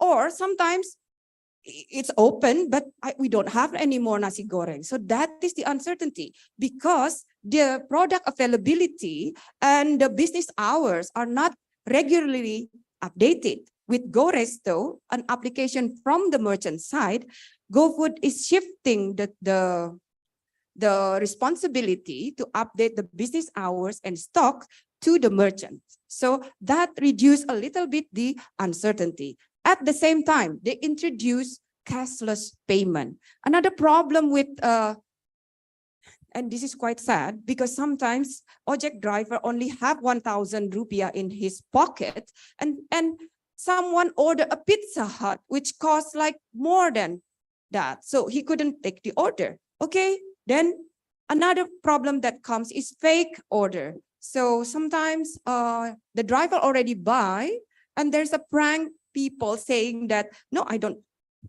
want that. I don't order this. So it's very much on the risk is on the driver. That's why they include a cashless payment called GoPay. These payment systems work from the e-wallet of the driver to the restaurant's e-wallet. And then it also happens, they introduce exchange PIN. So they can be sure that the driver is picking up the right product at the right outlet. Because sometimes McDonald's, it's everywhere. You can pick it from somewhere else without the PIN exchange. Okay, that's the first transformation. Now comes the next transformation. What can go wrong? There are still many problems. There are long lead time because the order was only prepared after the driver arrived at the merchant. So the driver, the average time taken for a driver was 9 minutes to pick up an order and then 19 minutes to deliver the order. And the driver spent a substantial time waiting. And Professor Ryers will agree that this is a waste. Waiting time is a waste that you need to remove from the system. So that is what they try to do. The improvement is the merchants still do not always update their product availability, and it creates 35% of cancellation. And from the driver's side, also 75% of cancellation. So to reduce this, in 2019, GoFood introduced another system improvement that shifted. This is very important and it's very business process-like. They shift the acceptance of the order from GoFood to the merchant. So it's not the GoFood that accept the order, but the merchant. That way, it reduced the problem with availability of stock, for example, and they also work on improving the bidding mechanism. Drivers that are doing well, they get stars, and they will be up in the bidding to get another order. So that is the story of GoFood. It continues to evolve. Nowadays, Gojek is a super app with many, many applications, but still there are pros and cons. This is where we need process science that Professor Rice already mentioned. At the moment, you can see everywhere, Gojek drivers, they are driving while they are also texting, very busy trying to get the next order. So safety is an issue, and also transportation is an issue. Psychologically, some of these drivers are very stressed. The studies show. And then also the number of waste that we created from all the plastics, the wrapping of the food, it creates additional burden to the environment. But despite all the pros and cons, it still continues to grow. I don't think in the beginning there are many demonstrations against this kind of business model, but it dies down now. We live with it. I think I am mostly indebted with GoFood because I don't cook that often. So, but the key lessons, it shows that the organization's redesign initiative can reduce the uncertainty. So less trust from their customers was required. And this is the important thing that makes startup very different to other type traditional organization. Digital startups can continuously update their processes, and this is enabled with a typical startup environment, which is less rigid structure, customer focus, and agile way of working. Nowhere we can find this in traditional organization. Okay. That is a story of GoFood, and I will end with another story of a startup that I am so much fond of, unfortunately have a different fate. This is about Warung. There is a startup called Warung Pintar. You might not know, but I'm sure all of you, my fellow Indonesians, know Warung very well. Warung is a small family-owned business typically found in Indonesia. It can have many forms. It can be an eatery, a cafe, or neighborhood convenience shop, mom and pop stores. Yeah, that is the focus of my research. It is usually located on a home terrace, sidewalk, or any non-commercial property which doesn't require rent costs. So, but what modern retail disrupts the existence of these conventional warungs. And then a unicorn startup called Warung Pintar, or in short, Warpin, tries to introduce these digital technologies to help warung successfully transform into digital companies. However, their initial business model is very, they try to equip warung that is normally, I don't know how to say kumuh, shady looking. They try to improve that by giving a new card looking very, very yellow, yeah, bright and interesting. Yeah, they provide the card once a Warpin partner registered and say, this is my location. They will send the Warpin card, and the Warpin card is equipped with many, many modern technology. So a modem for Wi-Fi connection, a TV, barcode scanners, refrigerator, and CCTV. Yeah, CCTV to the registered location. Okay, and then they provide a smart tablet which has many mobile-based application, mostly for the warung owner to order products that they can sell in their warung. But not just that, also record financial transaction and also customer service and many more. So Warpin only needs to invest some fundings with the sum of the products that they will sell. It's very, very luxurious for these warung owners. When it's first introduced, it's only in 2 areas in Indonesia, Banyuwangi and Jakarta. Immediately, you see a lot of yellow card all over the place. Yeah, it's taking off. It became a unicorn. However, problems arise that make them have to pivot their business model. They are investing in the card, which takes a lot of their resources, Warpin resources, but they don't drive the demands from the warung. It's not enough investment to create the card. So we can see that there are low frequency of purchasing goods at the Warpin's application, supposed to be the way, how they get their money. And then there are expired goods in the stock below than target profitability. And many of the Warpin partners actually don't become Warpin partners anymore. So that's when they decide to pivot. They want to focus only on selling the products, not providing the card anymore. So the card needs to be rented by the warung partner. One difficulty already. So I was intrigued with one of my master student. We have a questions of why does the digitalization of warung has a different effect. Some warung partners are doing well, some are not doing so well. So what are the key aspects that support and hinder the adoption of warpin? So we use a socio-technical systems approach to understand these key factors. So we conducted case study on 8 warpins partners. Of course, it's a little, but it gave us a lot of ideas and a lot of insights. Sorry, the table is a little bit crowded with many words, but I'm going to take you through the findings.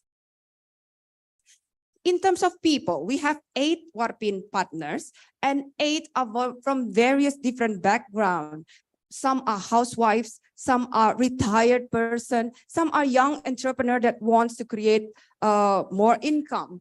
So this helps us to understand that what Shiris mentioned, that micro business owners' readiness for digital transformation very much depend on their growth mindset and also their technology mindset. Some of these warung pintar partners are housewives that they don't feel like, I don't need to grow my warung. I'm happy as it is. Yeah, as long as I can work every day selling this, there's no need for me to do something else or make it bigger. And then in terms of task, this is where the trouble comes. The task, there are many new tasks for individual to handle on their own. So the warung owner prioritize which tasks that they think are very important. For example, they use the application to procure for procurement process because it helps them. They said that rather than closing my warung to go to the nearest distributors, it's better for me just to wait, use the application, and the goods will be delivered to me. Clear benefit for them. But you will see later, yeah.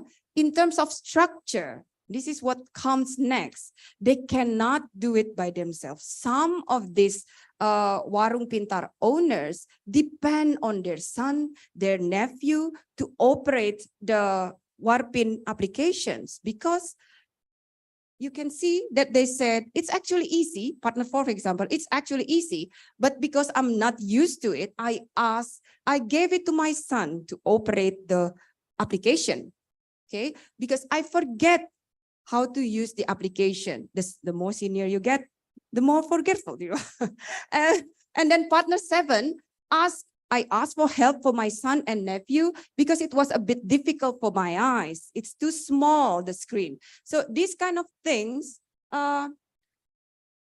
makes me think that this is something that highlights the cultural factors specific to Indonesia. I mean, in Indonesia, we are used to have our parents say, okay, do this, do that. And we do that because for the sake of family, we would like to help our parents. Okay, that will come next. And then the technology. This is quite interesting for me. It's funny, but also make me think, oh, how could we be so wrong? So there are so many things in this warung pintar.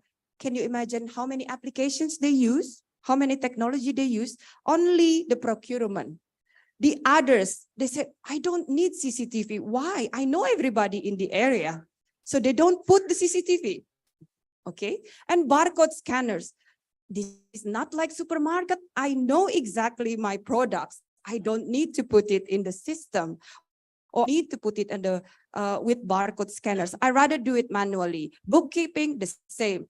So difficult to use and many things. So I thought, okay, there must be another way to think about what they actually need rather than pushing this technology to them because they don't feel the need for it.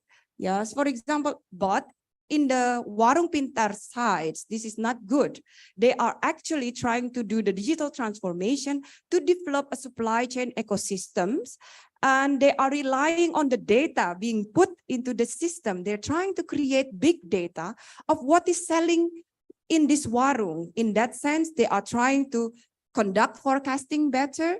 This is good for the brand owners to know what coffee is selling. Okay, so they can predict more. But because the Warpin partners doesn't use this application, it didn't work that well. So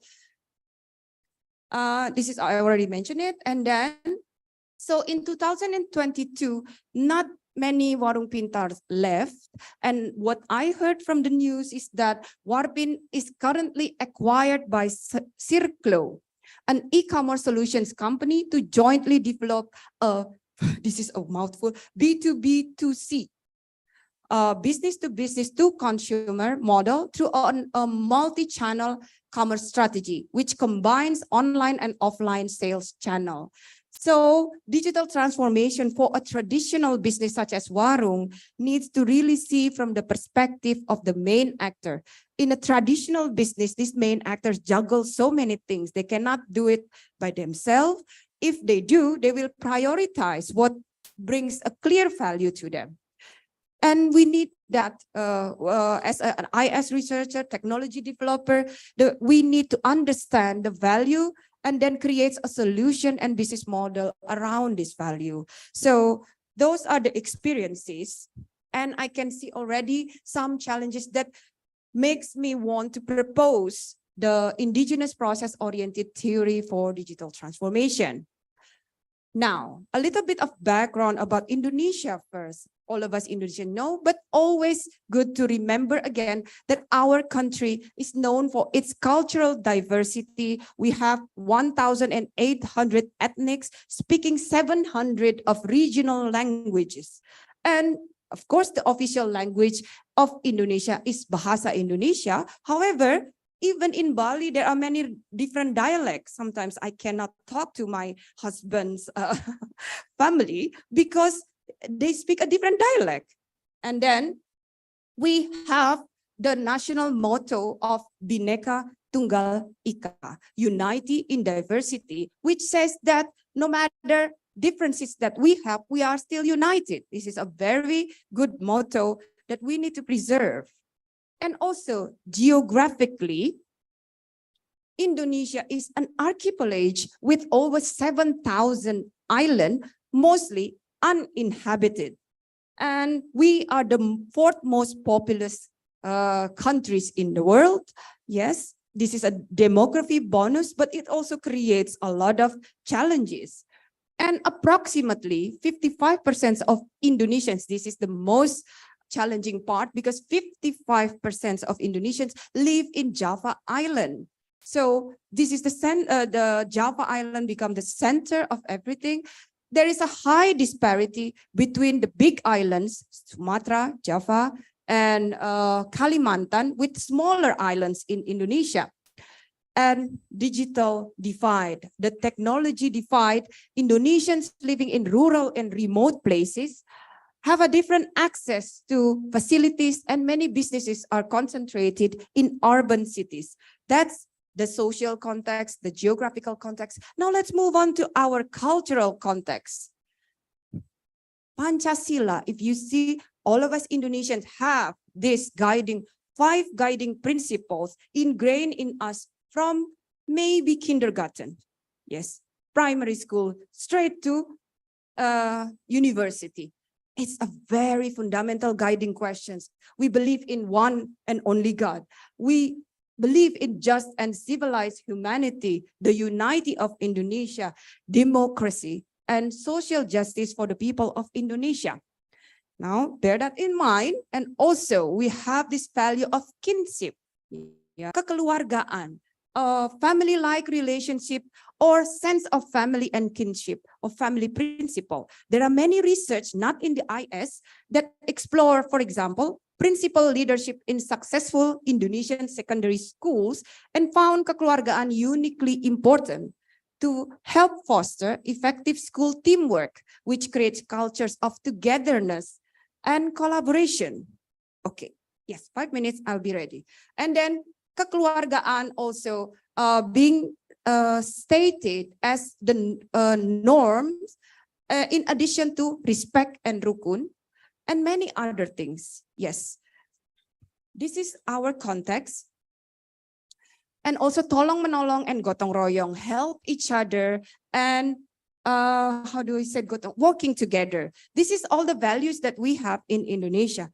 But I found paradoxes. In one way, all our cultural context, guiding principles already emphasize the importance of working together and helping each other. However, most of the organizations that I go into still face a lot of challenges of functional silos.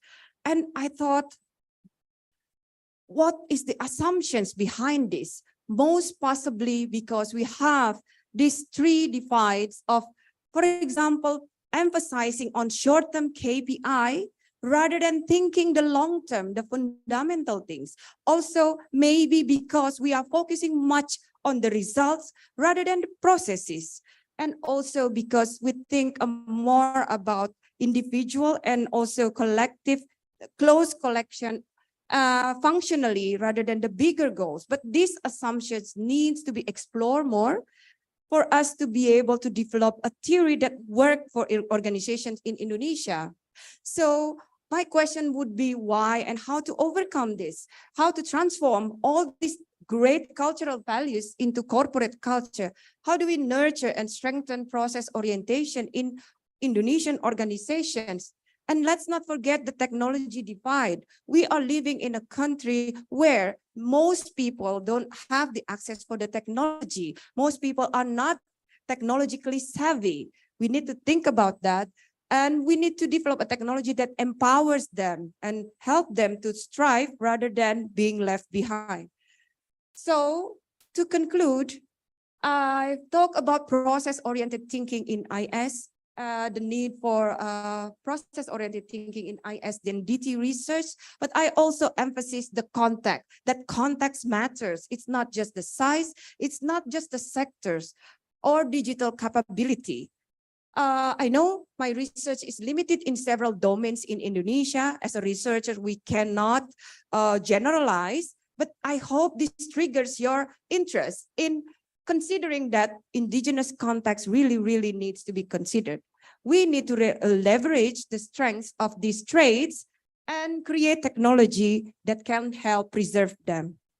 Finally, let's try to do research that are not just rigorous, but also relevant to our society. With that, thank you very much, and I hope you enjoy my presentation. Okay, so that's insightful presentations, and it's related as well as with our culture, of course. So I'm opening the question and answering session. Is there any question from the audience? Okay, Mr. Arif, and another one by one. Okay, yeah, so we can start with Mr. Arif Wibisono. Bismillahirrahmanirrahim. Thank you. Good morning, everyone. So my name is Arif.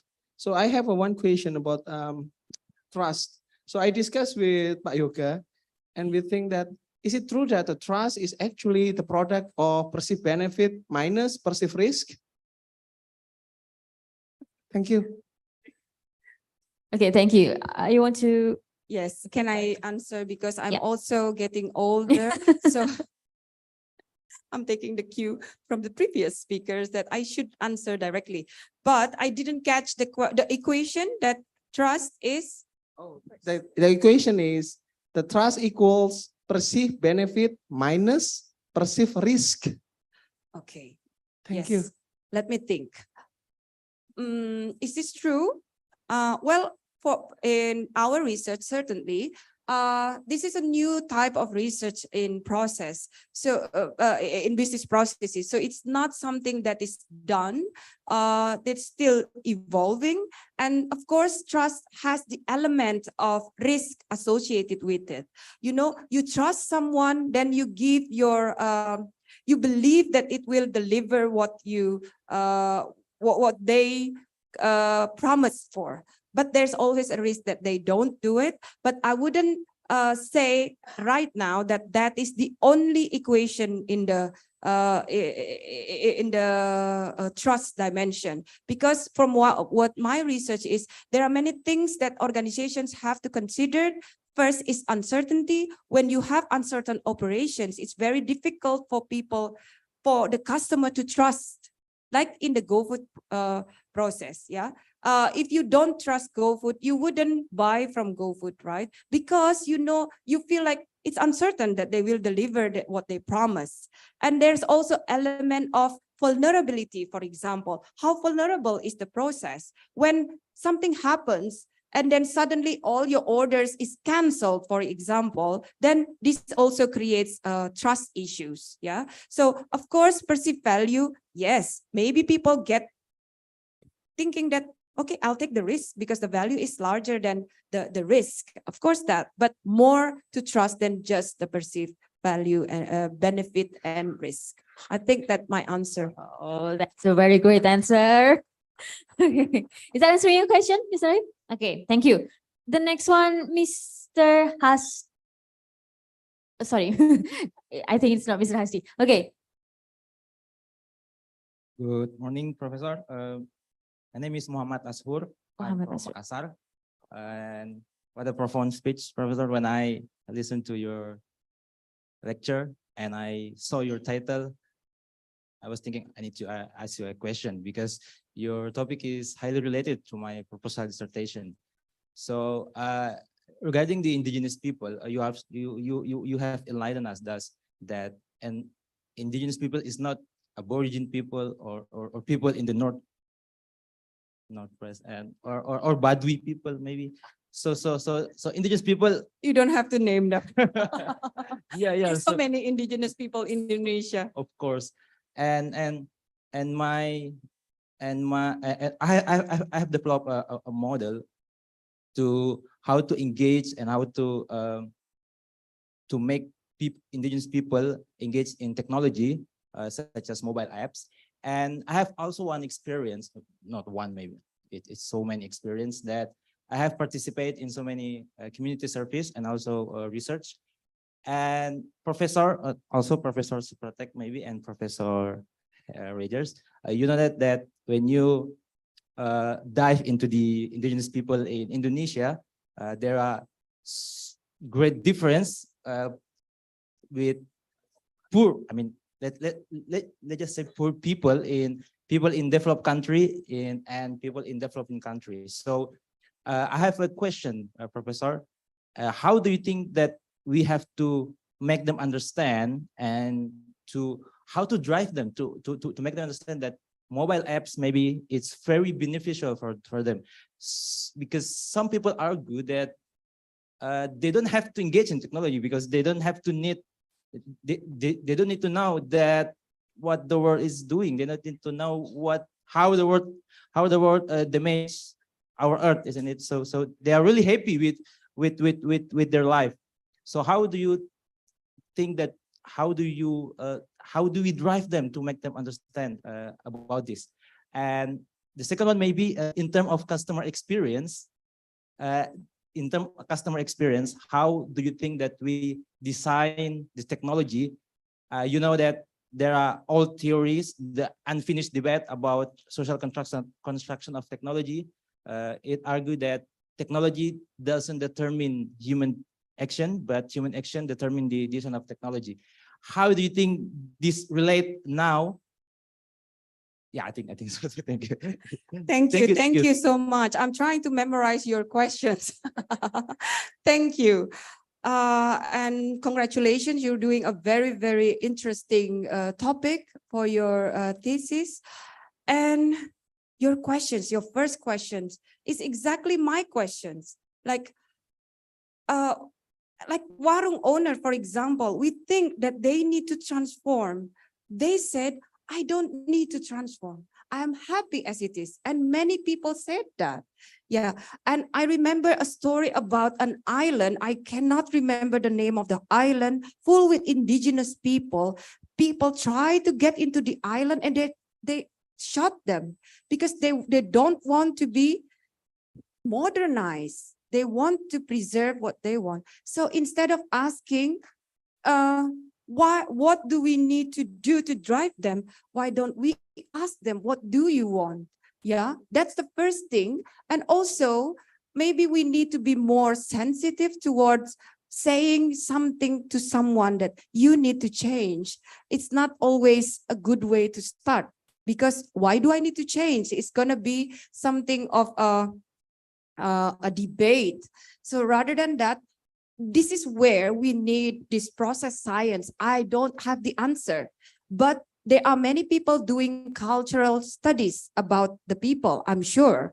So we need to use them, converse with them culturally.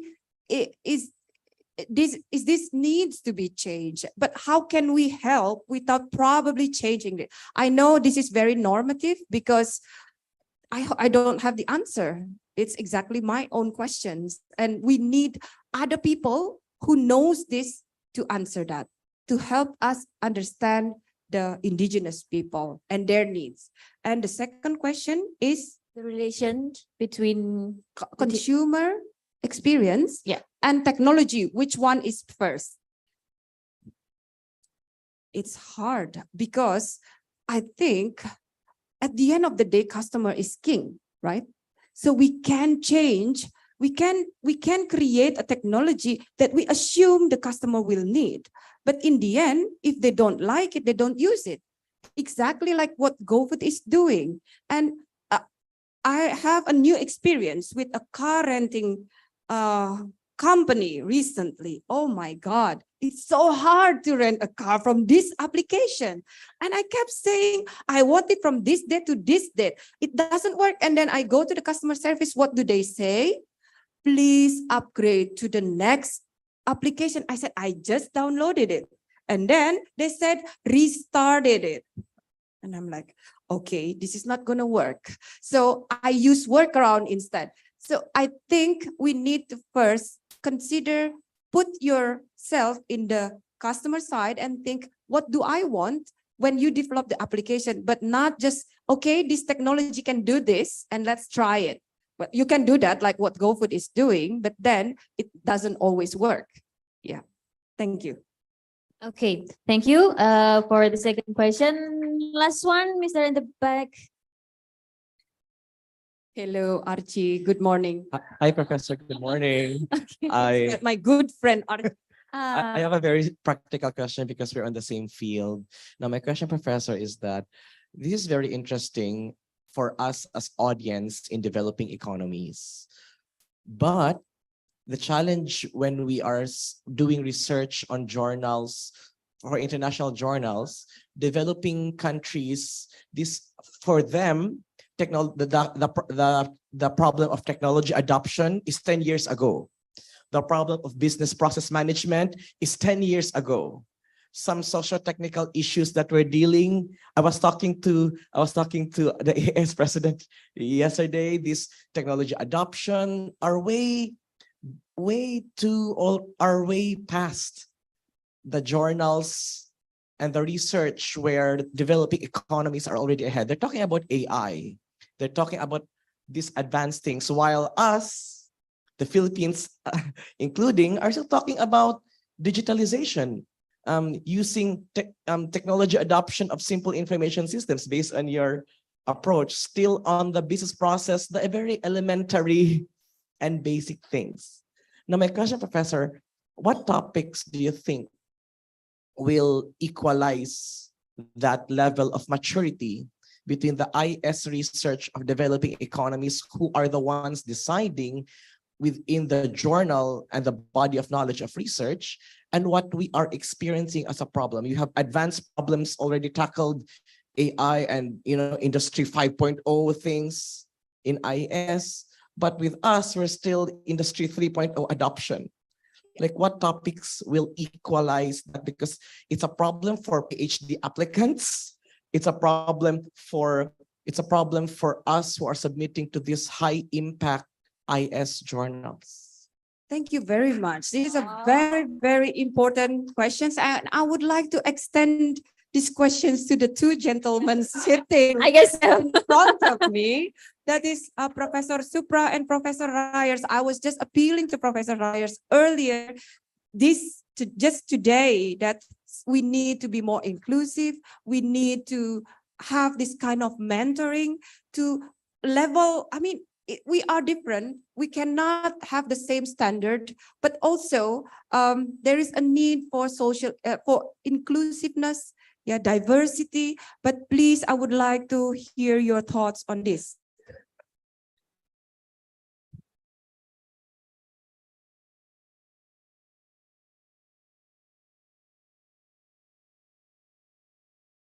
Professor Mahendravati, first of all, before I answer your question, since I had my hand raised, I want to make a few points.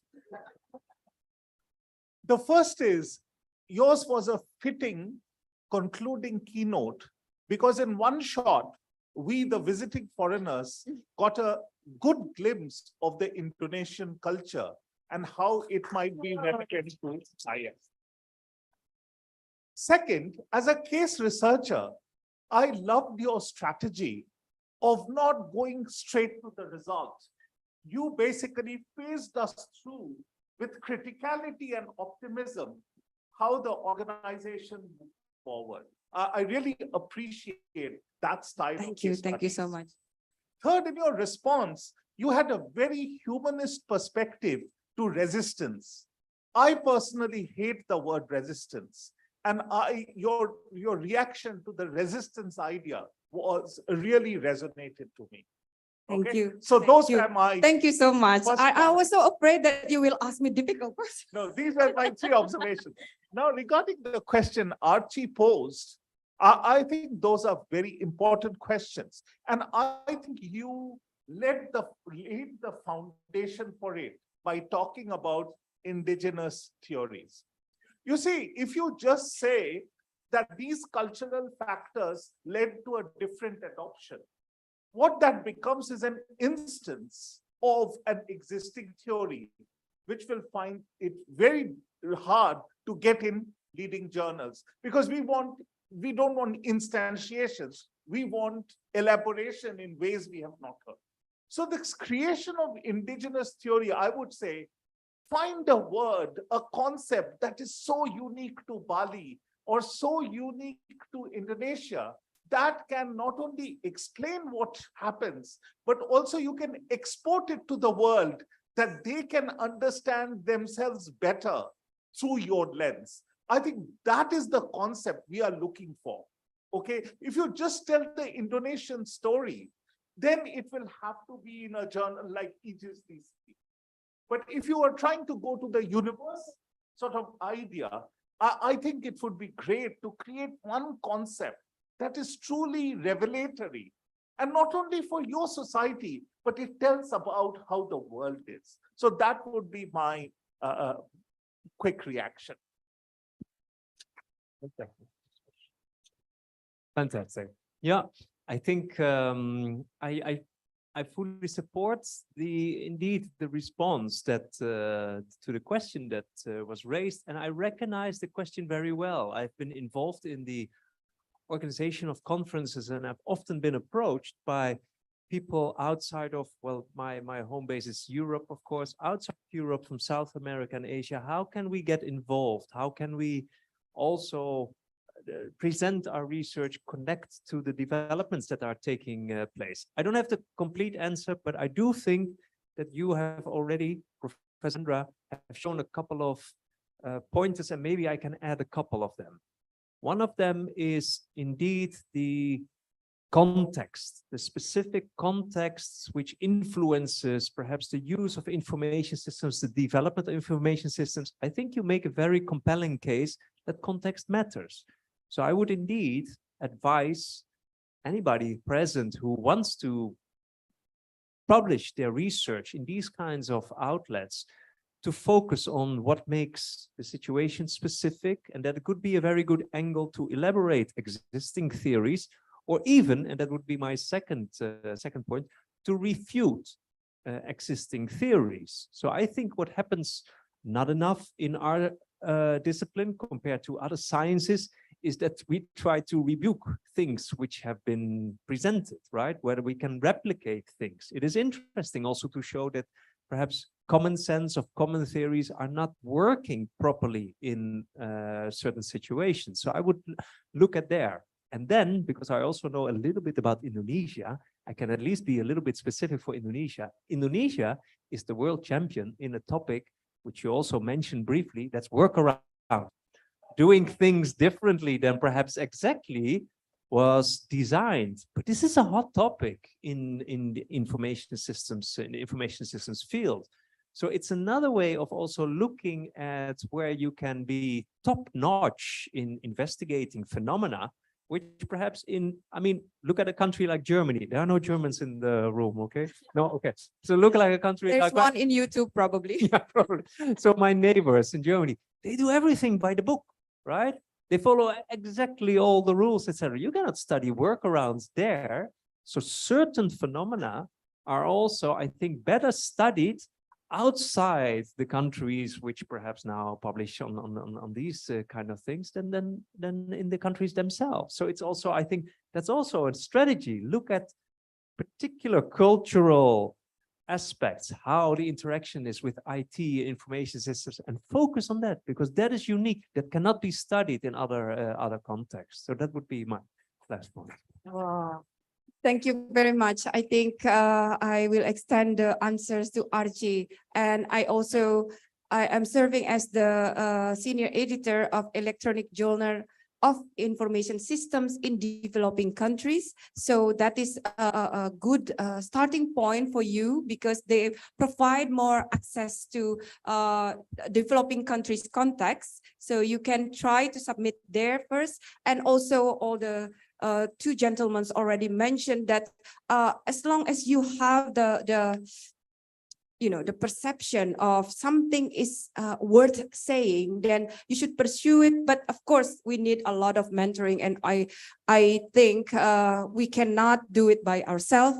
And I would really encourage you to get in touch with, I know the BPM community with the Professor Ryers as the forefront people there are very, very welcoming, and to mentor the new and upcoming researchers. So I encourage you to do the same. If you're doing something on the field, try to get in touch. And sometimes you think that it's a cold email, they won't answer, but you will be surprised. If you are genuine, people really answers. Thank you very much. Wow, very great answer. So what a live, inspirational, and also great presentation and keynote speaking. So I think, yeah, unfortunately, the time is very limited and we have to end this session. But as the moderator, I hope that this conference, especially the last session and also the previous keynote speech, will serve as a platform to inspire us towards sustainable development of IS disciplines. So I extend my heartfelt gratitude to all the participants, speakers, organizers, and also sponsors that have paid attention for this session. So thank you very much. Also for Professor Mahendrawati Rawat. So it's that time for giving the recognition. Okay. So before you come to your seat, please, the committee. Oh, not yet, Professor, because we have the photo session, right? And the certificate. Okay. Yeah. So, all right. We would like to thank Professor Mahendrawati for answering all the questions and the great insightful presentations, along with all the participants who have actively asked and also react, of course. Before we move on to the next agenda, I would like to invite Dr. Ahmad Muklason as representative of our Information System Department to give Professor Mahendrawati a certificate as a mark of our appreciation for the wonderful presentation.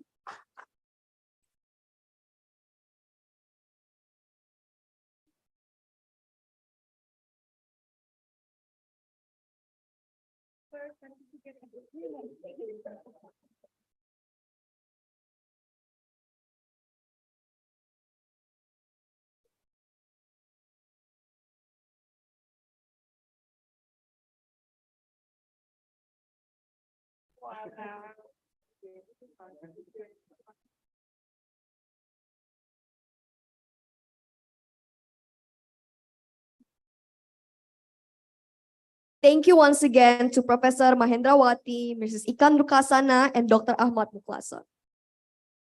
Now, let us move on to the next agenda that we all have been waiting for. Ladies and gentlemen, we will now have our agenda of meet and greet with the ARS President, Professor Supratik Sarkir, IISINDO representative, and my ARS President. We have provided this agenda to bring you close to the ARS President, IISINDO representative, and my ARS representative to have discussion and build networking opportunity. But before that, let me invite Dr. Tony Dwi Susanto, ST, MT, PhD, as the moderator for this session. To Dr. Tony Dwi Susanto, the time is yours.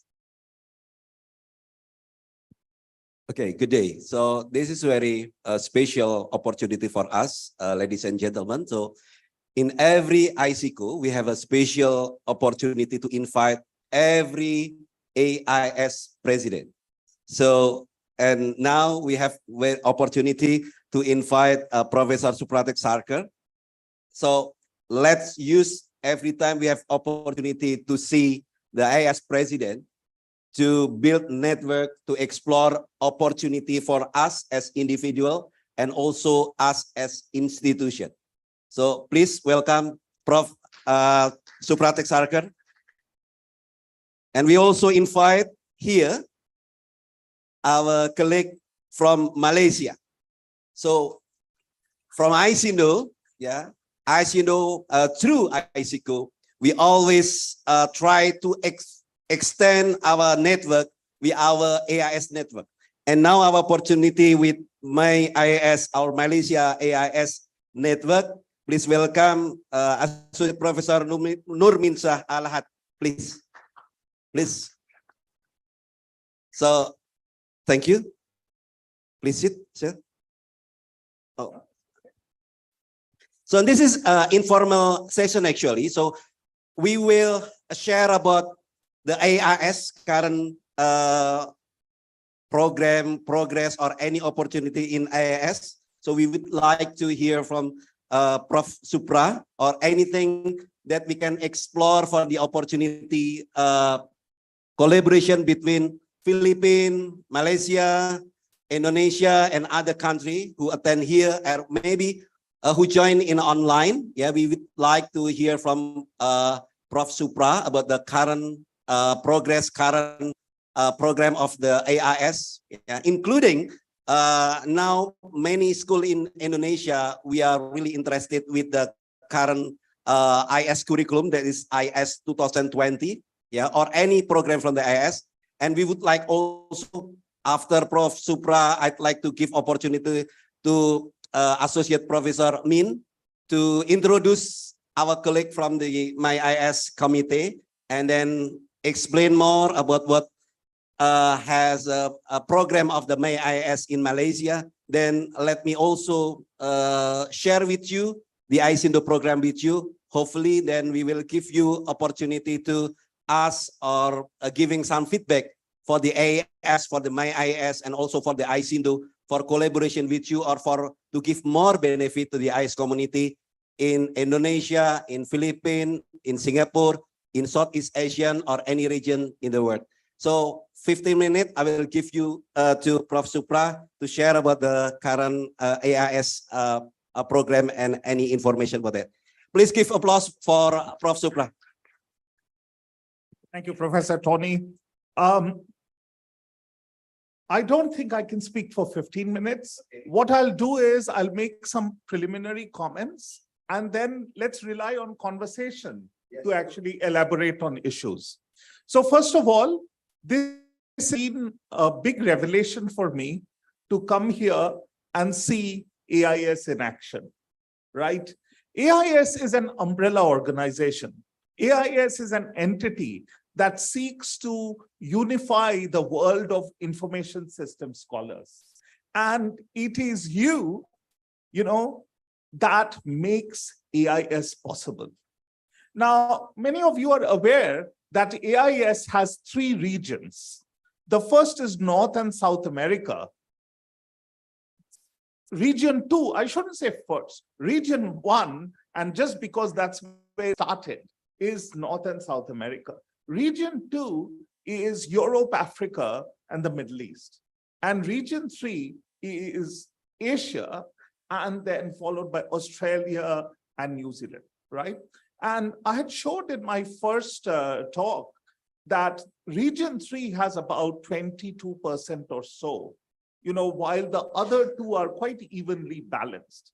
But it's also a fact that region 3 is where much of the action is and much of the expansion is. So we are very excited on behalf of AIS to hear from you, to see action at the ground level, to have more members, and to enable the national chapters to the extent possible. So I would like to, invite you all to become AIS members. And we have many options. One option is, of course, individual membership. And we have rates that are consistent with the national economy sort of rating by the United Nations, right? So not everyone is expected to pay the same amount of membership. I had mentioned through John Lennon's lyrics why it may be worth your time to be AIS members. And I really believe in it. It's not a gimmick. It is the fact that you need a global voice for information systems. How many of you feel that you're not really sure what is computer science, what is systems engineering, what is data science, what is information systems? I am very confused, and I still have to defend, if you think of offense and defense. And sometimes I have to students and my colleagues, but also my employers. Because sometimes they don't know why they are hiring our students and not CS. And sometimes they don't know why they're hiring CS and not our students. I think we really need to be a lot clearer about who we are. Now, I talked about digitalization. One of the things I want to do before my term is over is to create a code for digitalization. My vision is that every graduate coming out of any IS program will be given this one sheet of paper or electronic sheet with a certain code of digitalization, right? We must have some joint expertise, some expertise that we share across the world. And I will forward to the organization a communication of the AIS paper that summarizes the findings of this committee, which will address much of the curriculum issues. So let me stop here for a while, and then as different questions come up, I can elaborate on those issues. Thank you very much. Okay, thank you, Professor Bra. Please give applause for Professor Bra. So interesting, guys. So we have a similar situation in here in Indonesia, maybe in Malaysia.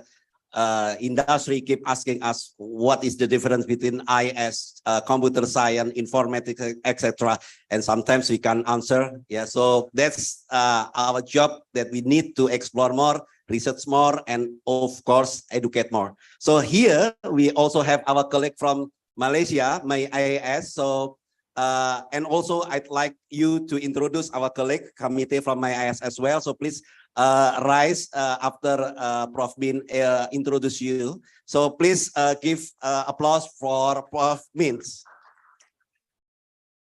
Okay, Assalamualaikum and a very good morning, everyone. Let me introduce my AIS. Before that, I'm Normin Shah. I'm from University Technology Malaysia. We have two branches, KL and Johor Bahru. So I am in Johor Bahru.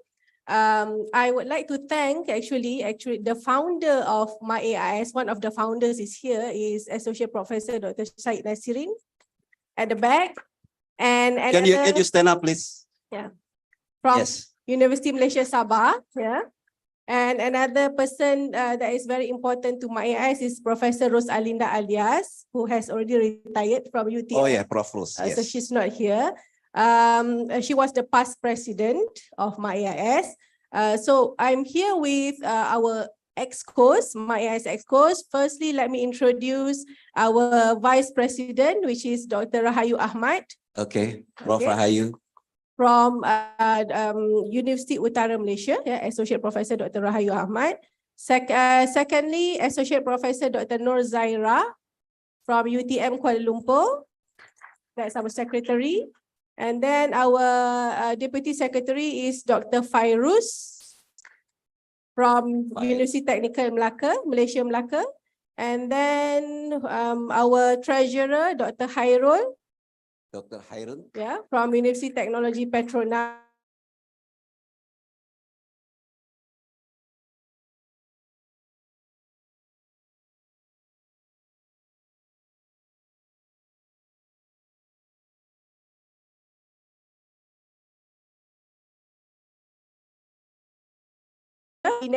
And we also have our Technology Exco, Associate Professor Dr. Nazir Ahmad. Prof. Nazir. Okay, I think I have mentioned everyone, right?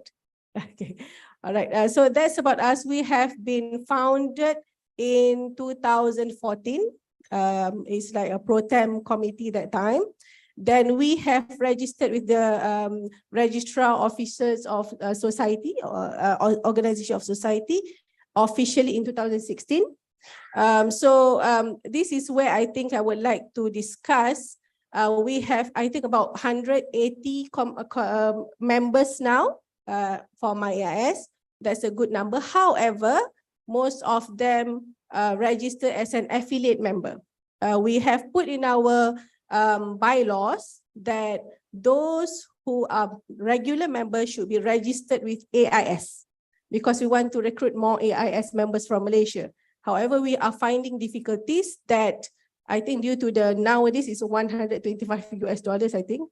Previously it was cheaper, I think, for Malaysian, but now it's $125. So it's a bit difficult for us to attract them to register as AIS members. But we have 180, I think about maybe less than 10% are actually AIS members. So that's one of the issues that I think is critical for us. Another thing is, I think the issues that we are facing for Malaysian is that I think is related to the issue that Archie mentioned just now about the gap. You know, we know that PEXIS, ISIS, MCIS are those very good conferences, and we can get very good feedback. However, the chance of getting in, getting through is quite not quite very low, right? So we are thinking of probably, I think this is a very good platform for us. I think you already seen it IS in action. So probably one of the things that we can think of in the near future is to probably have like a special issue for issues in this region, Southeast Asia region. And we've talked a lot with Dr. Tony. We can have further collaborations. Actually, this is the first year that MyAIS have, gone outside of Malaysia to collaborate with Indonesia chapter. I hope it's a very good initiative. I thank a lot for very good communication with Dr. Tony. I hope in the future we can collaborate with Philippines, Vietnam, and maybe Thailand.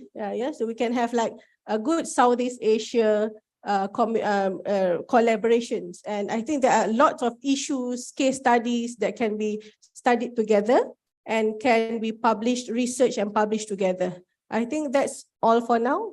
Okay, so please give applause. Thank you for Prof. Min.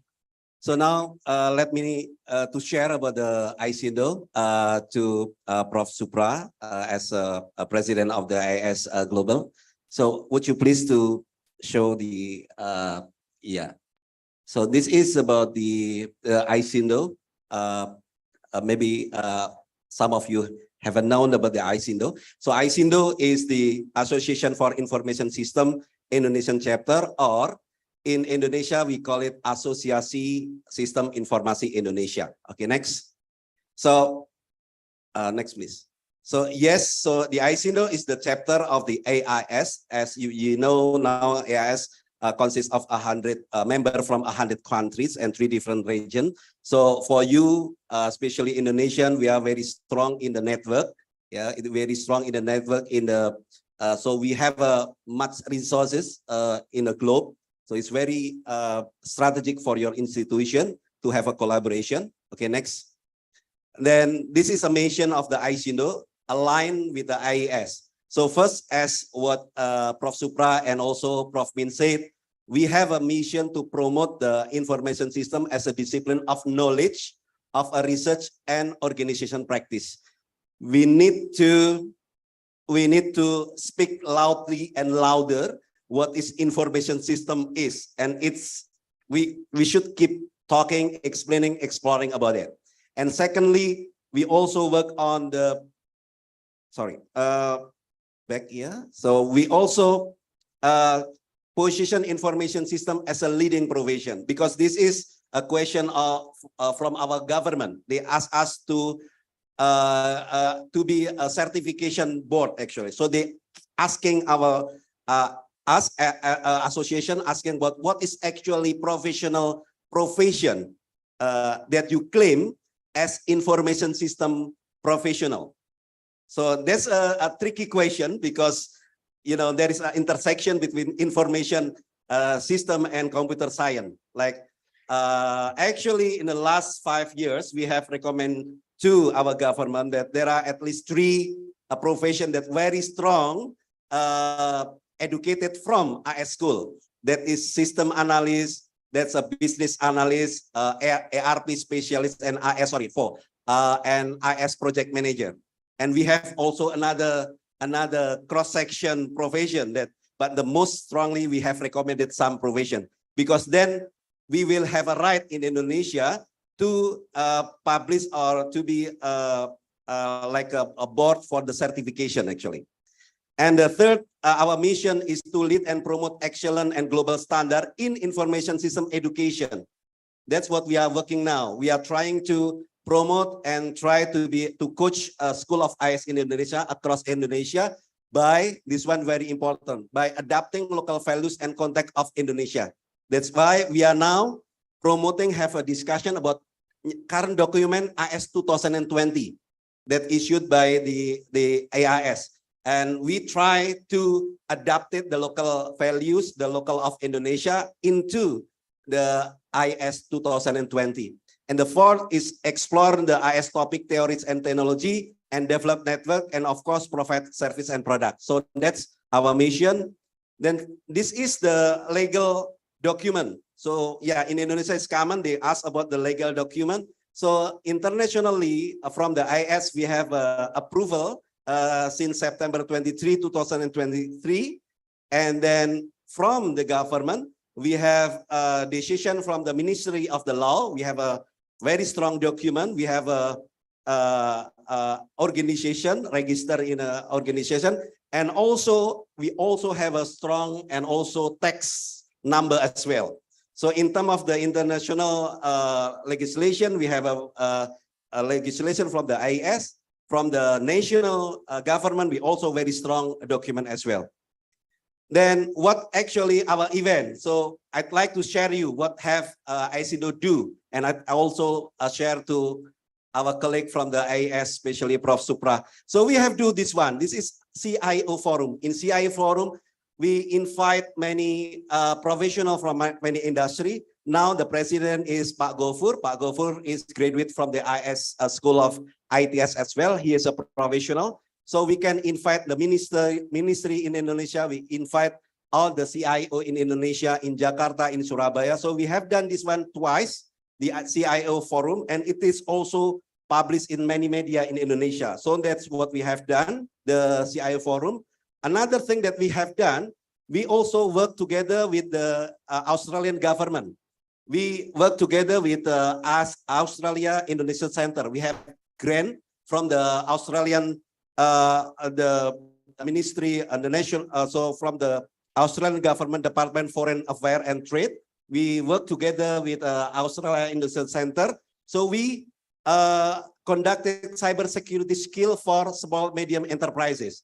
We work with 100 SME across Indonesia, and it's supported by the Ministry of MSME, National Cybersecurity Association, and also University of IPB, and also ITS, and also ITB. So that's another event.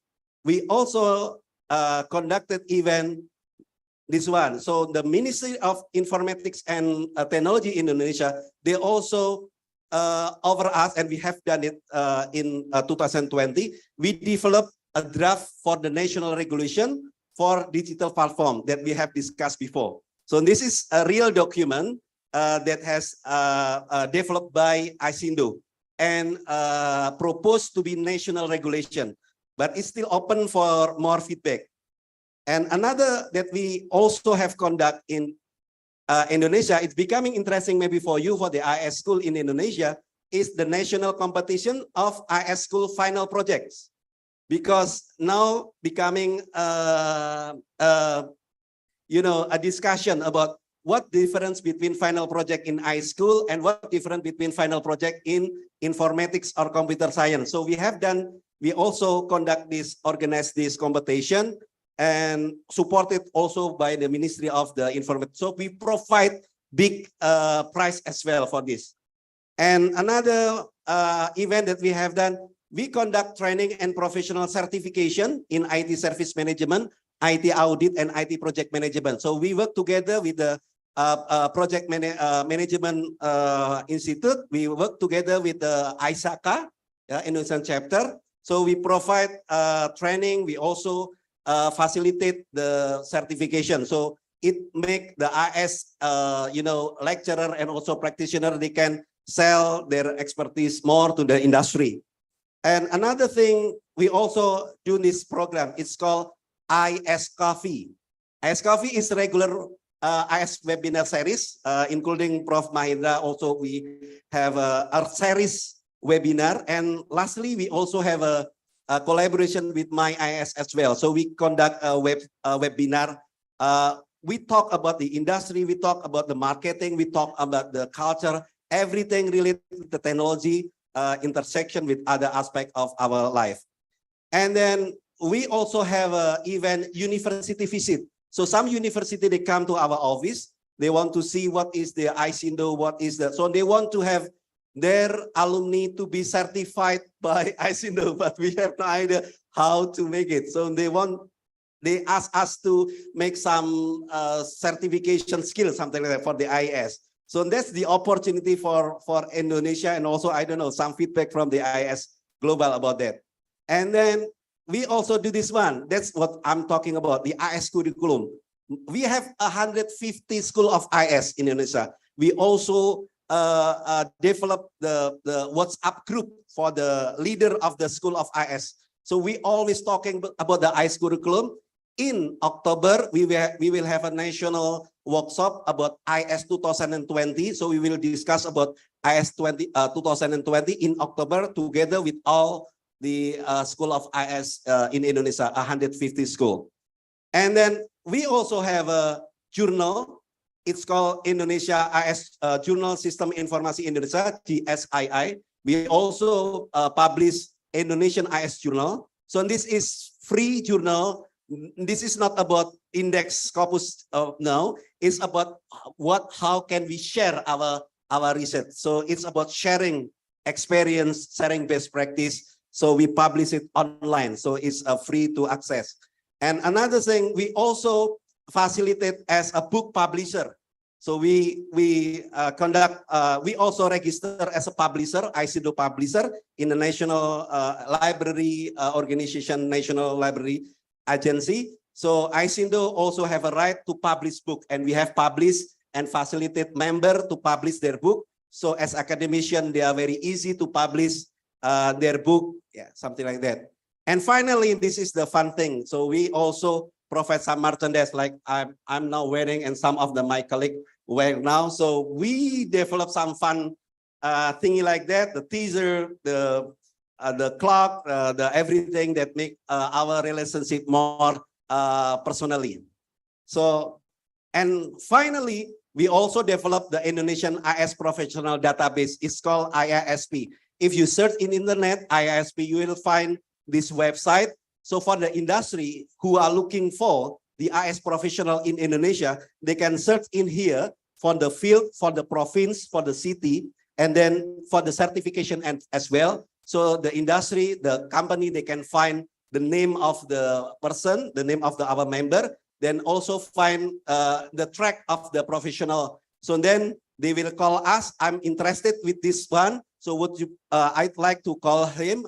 Can I call him, something like that? So we facilitate, we promote our member to our industry. That's what we are doing. So we are trying to promote, connect between as academician, as researcher, to be a professional and with the industry. And we are really looking for opportunity more, I'm sure, with a very huge resource from the IIS chapter in the world, and also with our colleague from the MyIIS. So this is our contact. We have a hotline here. You can write down this contact so you can ask anything here. Visit our office as well. Thank you. So yes, so let me open our discussion, guys, about the IIS. Maybe Prof. Supra wants to give some feedback for that. Hello. Yeah. So Professor Tony, this is quite amazing. I mean, let me say that your community is clearly a very vibrant community and chapter. And I think there's so much to learn from it. In a way, your activities should be communicated with other relatively small chapters, even large chapters, that you're doing so much, and many of them I find exemplary. So congratulations to you and the community. Thank you. I want to take some points from what you said and make quick comments, and then I'll move on. Then we can move on. You talked about collaboration with practice. I think that's a very important aspect of what we do. However, you may be aware of something called engaged scholarship. Have you heard the term? Engaged scholarship means we are engaged with practice, but we are also scholarly.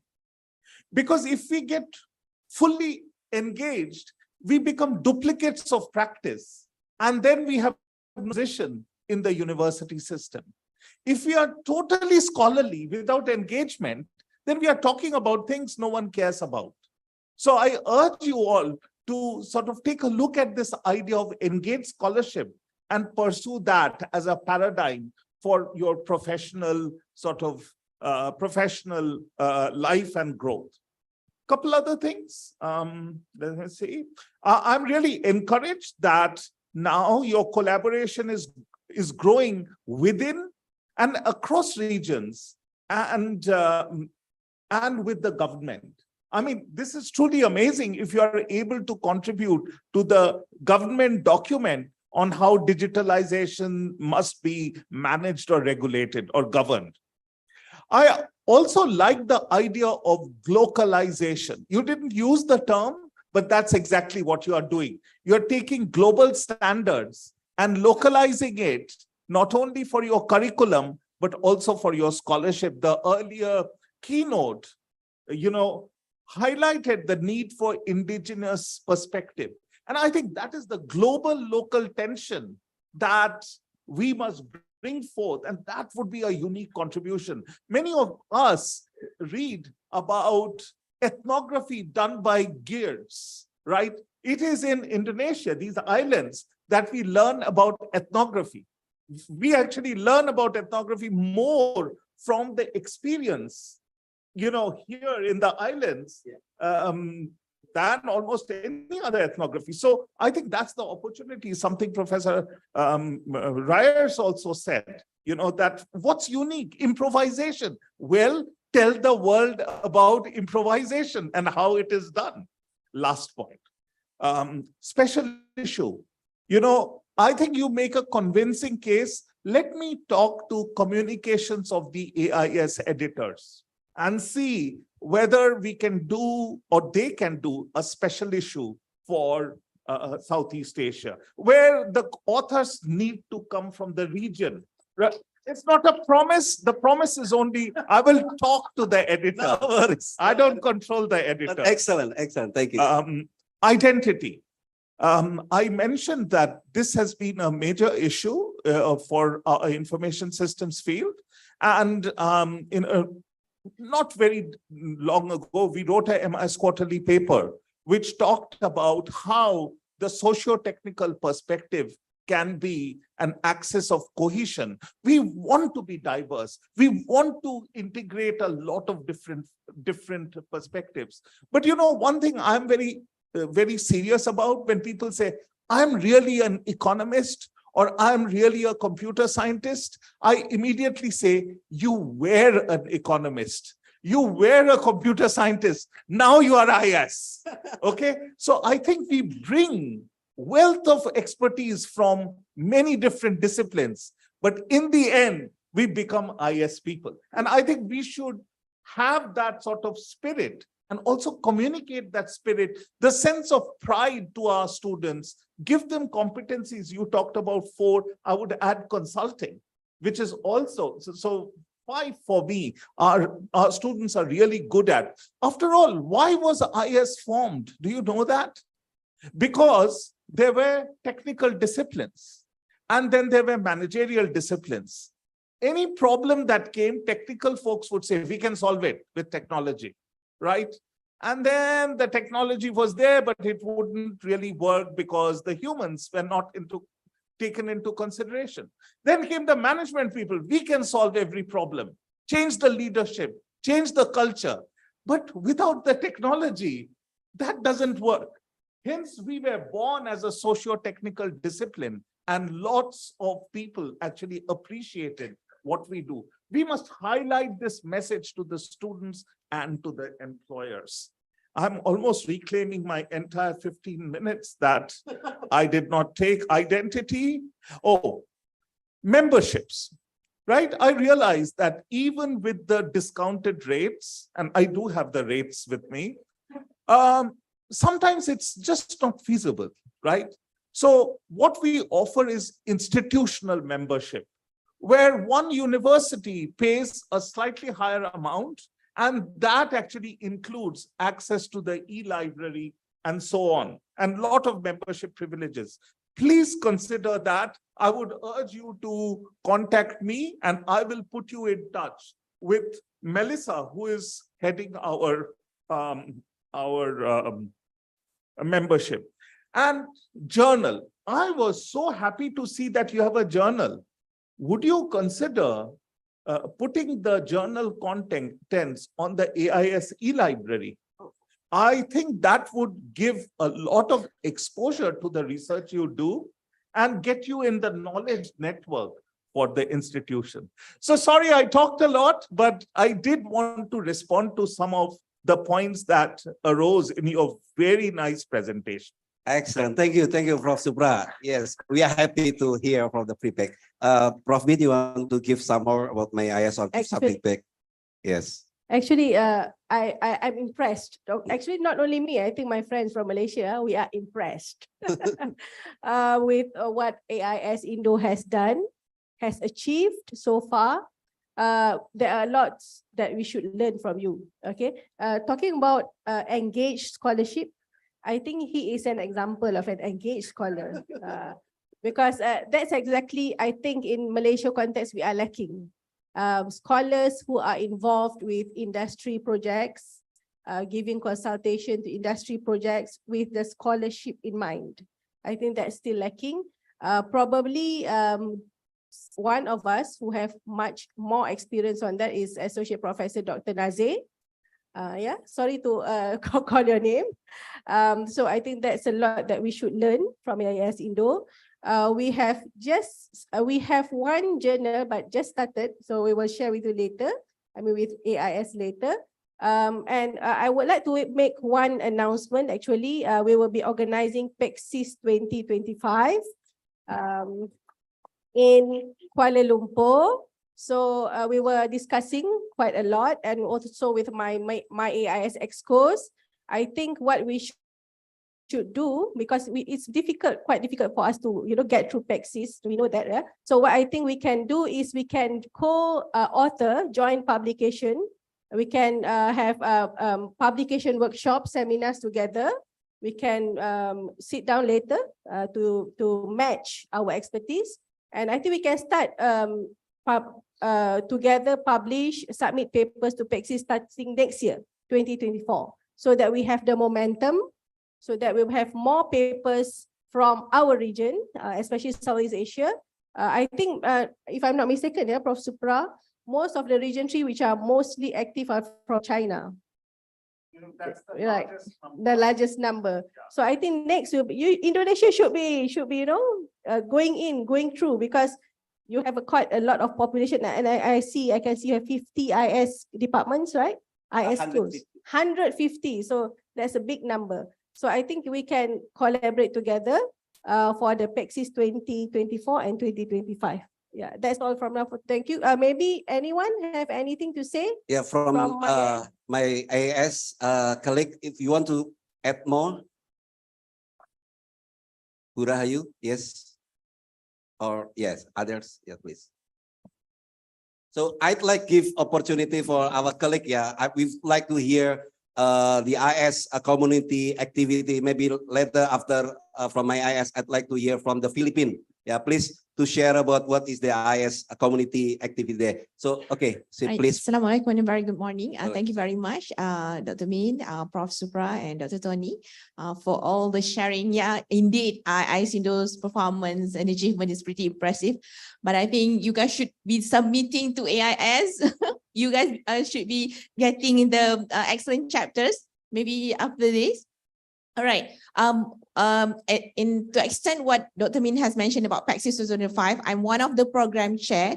And since we'll be holding PAXIS in Malaysia and with our neighboring country, and the collaboration that we're going to make with ISINDO and also our colleagues from the Philippines or maybe Thailand and Vietnam and so on. So I would like for those of you, those experts, to be part of the track chairs and also the associate editors and also reviewers. Okay, so we'll be sharing the information to Dr. Tony and the rest of you who are attending, and then who are interested to be part of the team can please contact us. All right, so that we can, make PAXIS, our appearance in PAXIS 2005 much more vibrant from our region, from the Southeast Asia. Thank you very much. Excellent, great. So guys, I'd like to share our colleague from the MyIS open the opportunity, invite us to collaborate in many events, included the PAXIS, to support the PAXIS 2025. We know the PAXIS very high-ranking, prominent international conference, and also invite us to be collaborate in paper writing, paper authors. Yeah, so we hope, and also for the doctorate bootcamp, for the guest lecture, and many things. So we hope you note that, and when we come back to your institution, please share with your institution, ask them to follow up this opportunity. Then our ISINDO will facilitate collaboration your institution with any institution IS school in Malaysia by the MyIS. So we would like to hear from our colleague from the Philippines. Would you please to share with us, yeah, about the IS community activity and the opportunity to collaborate? We really expect that we would like to work with you for starting this year with the IS community in Philippines, and maybe from other country after this. Yes, please.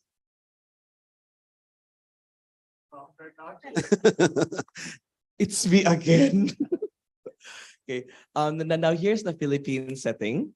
The information systems as a discipline in the Philippines, I would say is still infant. That's humbling enough to admit.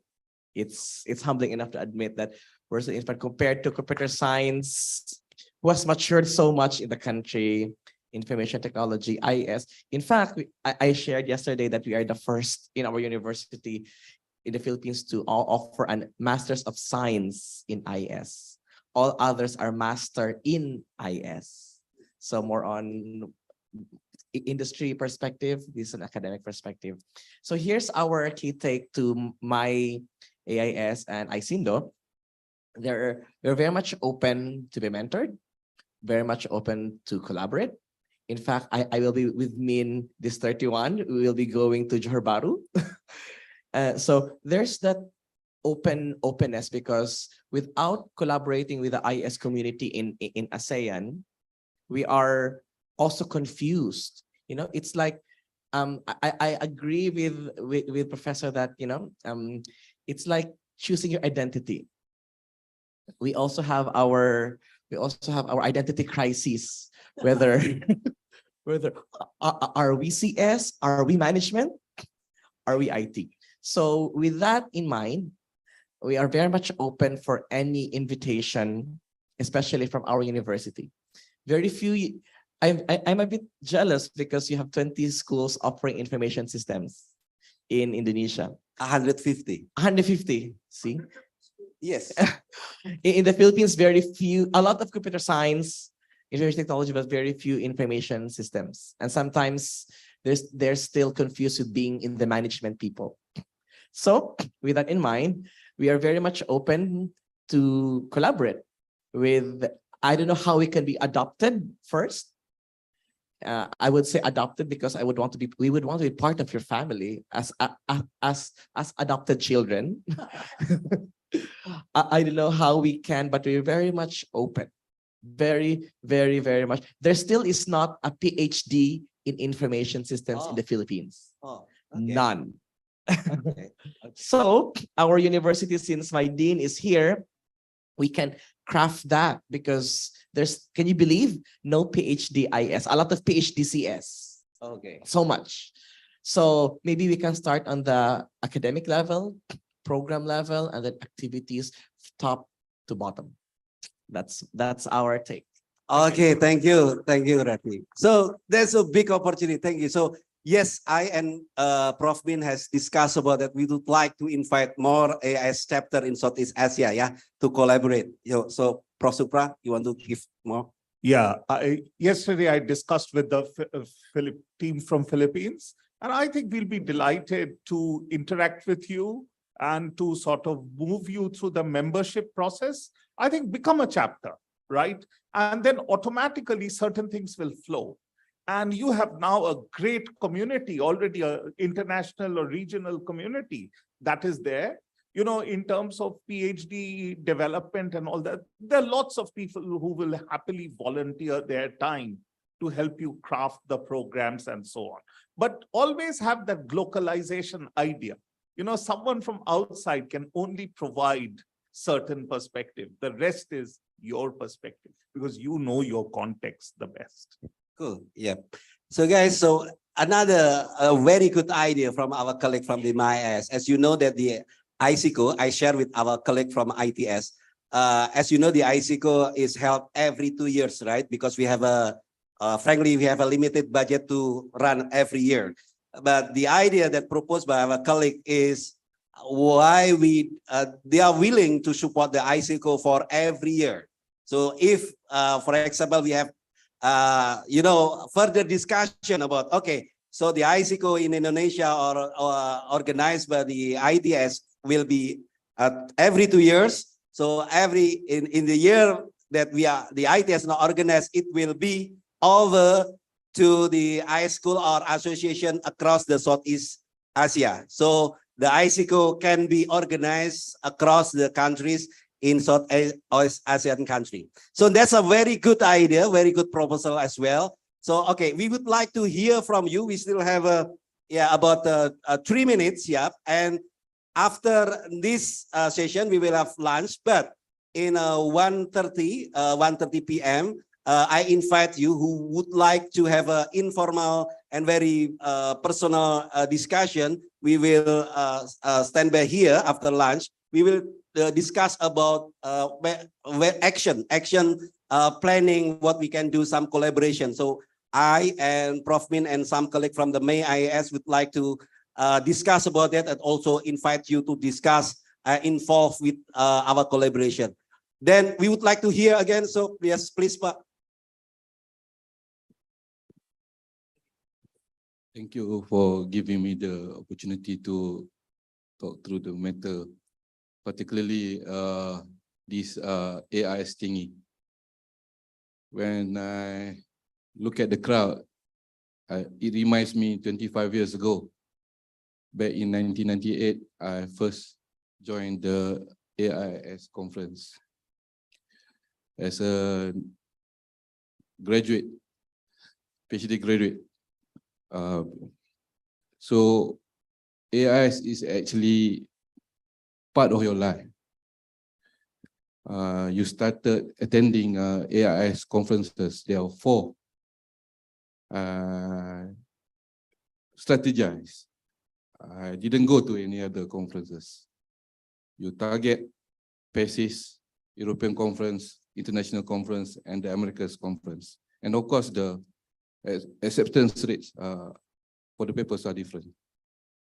So from there, you presented your paper, becoming a reviewer, start chairing the track, and you ended up becoming the doctoral scholar at the end of your career.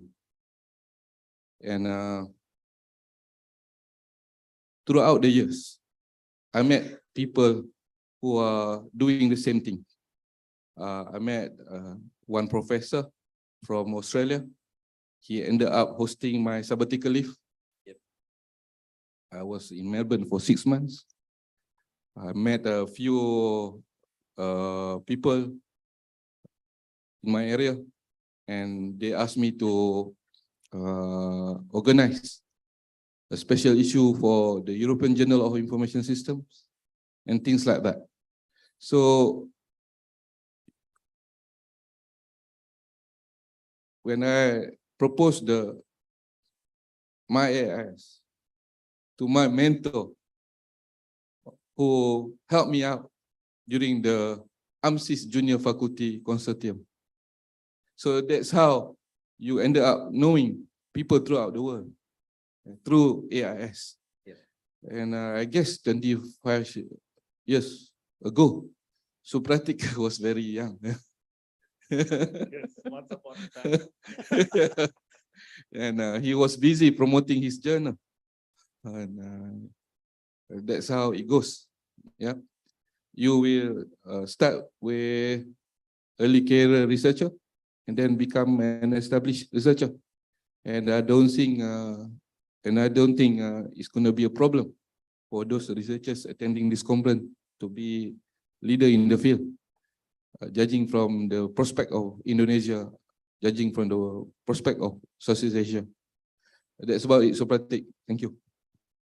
Okay, thank you. So, yes, please. Are you done? Yeah. Okay. So I want to make this final comment. AIS is diverse organization. It is very keen to embrace diversity. I can guarantee you that we will welcome you irrespective of your methodology, irrespective of your geographical location, irrespective of your orientation. It is our ambition to be a platform and the global umbrella organization of all IS scholars and professionals. Okay, so if you have any questions, our membership director will be able to assist you. If you have suggestions about things that you need from a local chapter standpoint, we have a mechanism of some kind, not as rigorous as our business process scholars would recommend, but we do have processes in order to accommodate the needs of different communities. I think the fact that Malaysian AIS is hosting PAXes will be a big boost. I urge you to get involved. I also tell you that it's difficult to get your paper accepted in one shot. So for example, if you go to ICIS this year, even without a paper, go to the SIGs. The SIGs are special interest groups where acceptance is much easier, and you're dealing with 50 people or so, and you start knowing them. You know, everything is connections in the world. So, and as Syed rightly observed, it's those connections which sort of help you move to different communities and so on. So I think with that, I would say AIS is there for you, and you will discover different ways in which you can contribute to the organization. It will also help your career, I assure you, but you have to be a bit patient. It's not that you go to the first conference and you are on the program committee. You have to sort of grow in the community. People have to get to know you, and then things will happen. Just a few years ago, I was in the conference and hardly anyone spoke to me. Now I don't have that problem. Okay, so that's the typical evolution of one's career. Thank you so much for being here and for hosting this wonderful conference and session. Thank you, Prof. Supra. Okay, final statement from Prof. Min, please. Thank you for this a special session. I appreciate a lot, and thank you for inviting us, me and myself and all my excos. I look forward for further collaborations, especially during PEXIS 2025, and let's make AIS Indo and Malaysia AIS a starting point for the Southeast Asia region to boost information systems research. Thank you. Okay, thank you. Would you please to show the link for the collaboration? So guys, as we know, now with the IAS, our resource is not just limited on our institution, not just limited in our country, but we have across the globe resources. So we need to utilize it. We would like work together to utilize all resources that we can do for our life, for our research, for our students. So this is, please click this link.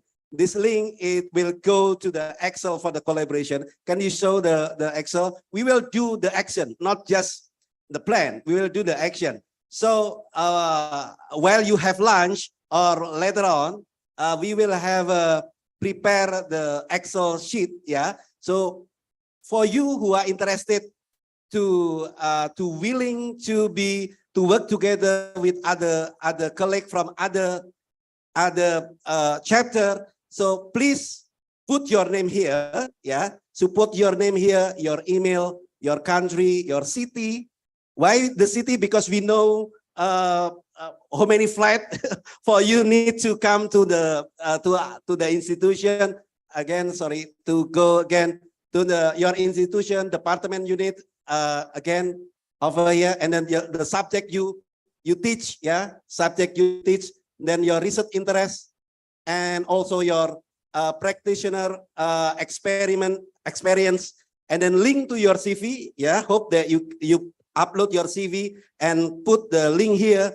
And then there is some question like, would you like willing to be a guest lecturer online, something like that? If you say yes, so put Y in here. Would you like to be a guest lecturer offline? So you directly flight, yeah. Don't worry about the budget. So the organization should be arranged about that, right? Because they invite, so they should.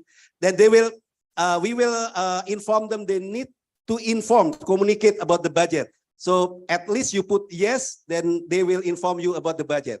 And then, do you interested to be a joint supervisor? For example, you are willing to be a joint supervisor and then join as an author and join a research together. And then again, next, and then join for the next column, please.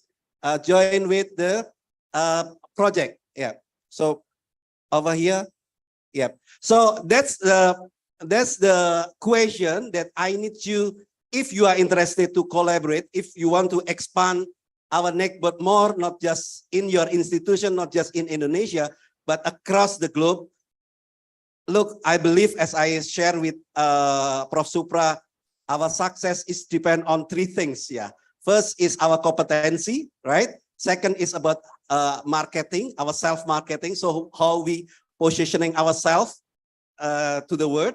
And secondly is about, in Arabic, it's called silaturahmi, or it's about networking. So if you have some more friends, some more network, so of course, don't worry about money, don't worry about future, they will come to us. So again, thank you. Please give applause for our president of IIS, my IIS, and also for you. Thank you guys. So have a lunch. And also after that, if you are willing to have an informal discussion, we will meet again here at 1:30. But it's really a relaxed and informal discussion about further and technical collaboration. Thank you. Assalamualaikum warahmatullahi wabarakatuh. All right. Thank you to the all panel speakers and Dr. Tony for the meet and greet session. We hope the session can strengthen the network of information system throughout the world. Before we move on to the lunch break, We invite all participants to come on stage and take a photo together. To all participants, please come on stage.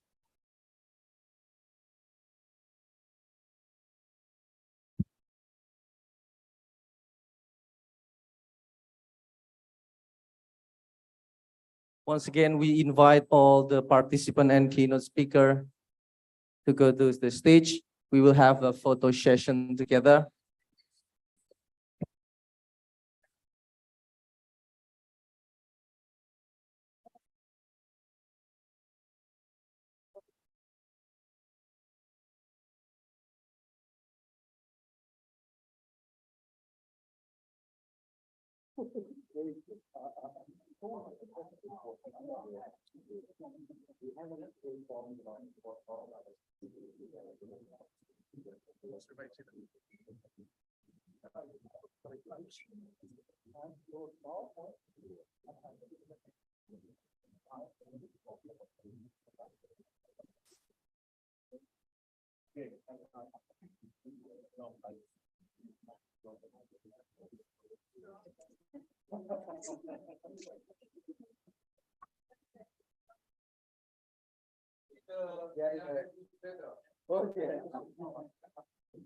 Okay, confirm.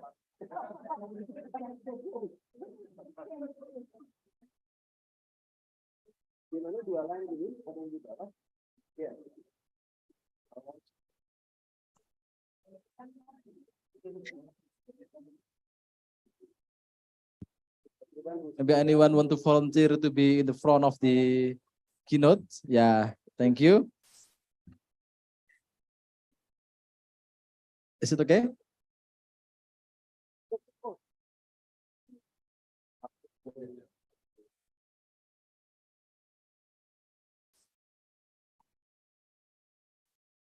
Cukup ya? Is it okay? It's already fulfilling all the.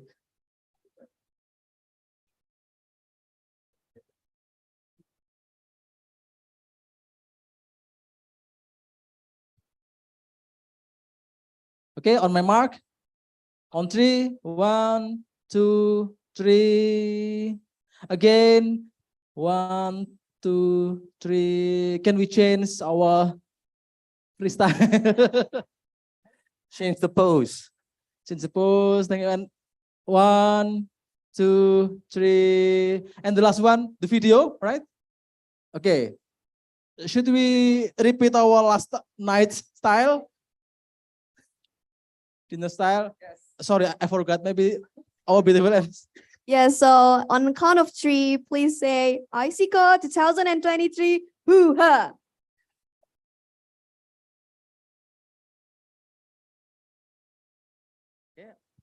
Okay, on my mark, is the documentation team ready? Okay. 1, 2, 3. Yay! Thank you. All right, ladies and gentlemen, we will now have our break up to 1:30 p.m. So before we continue to the parallel session, the lunch is already provided at the Tirta restaurant. So for the participant who joined offline, don't forget to bring your lunch voucher. For the parallel session, if you are a presenter participants, please join the assigned breakout room and meeting room for your respective classes right away at 1:30 p.m. as there will be the second workshop titled Academic Research for Industry Perspective, Design Science Research Approach at Garuda Room. Please note that there will be another parallel presentation at 3:15 p.m. with the same breakout room and meeting room after 15 minutes break. Please be reminded also that you have to return to ISICO 2023 Zoom meeting for participants who join online, and to back to this hall for participants who join offline for our next agenda by 5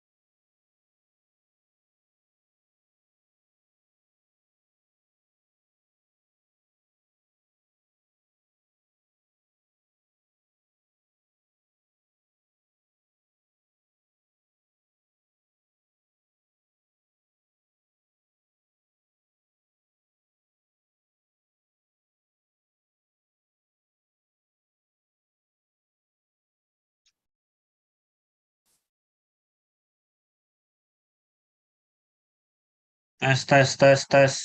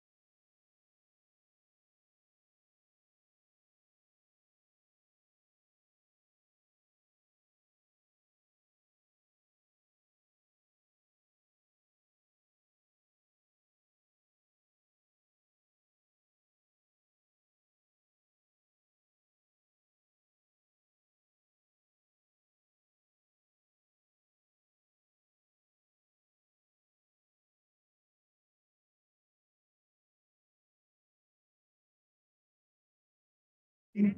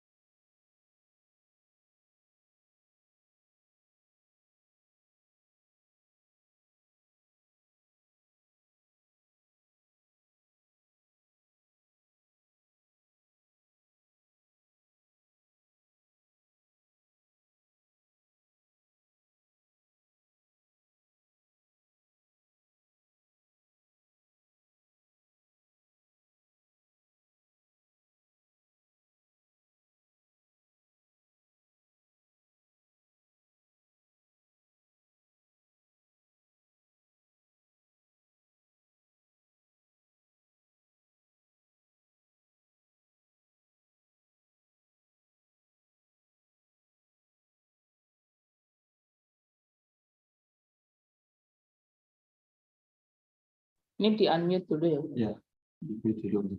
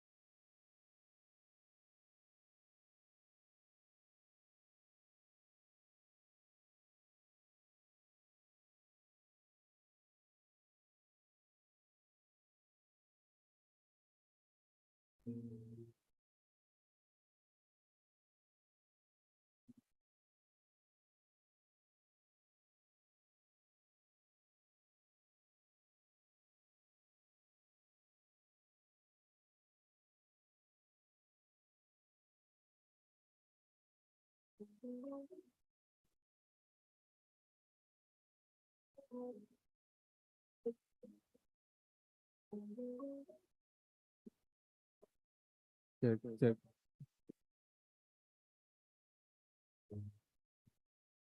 Check, check, check, check, check. Lagi, check, check, check, check, check. Check, check, check.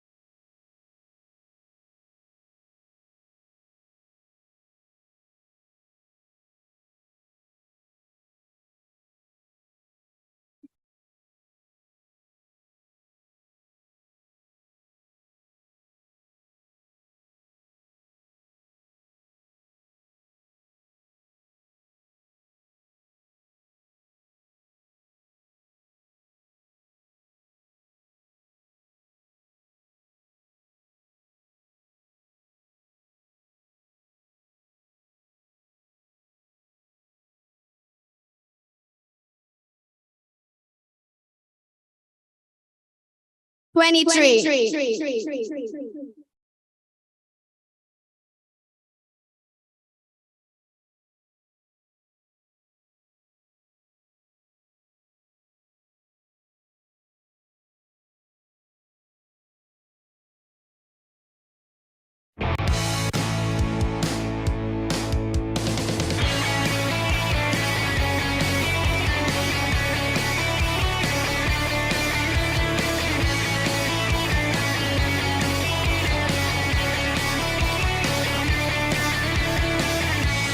We're both strangers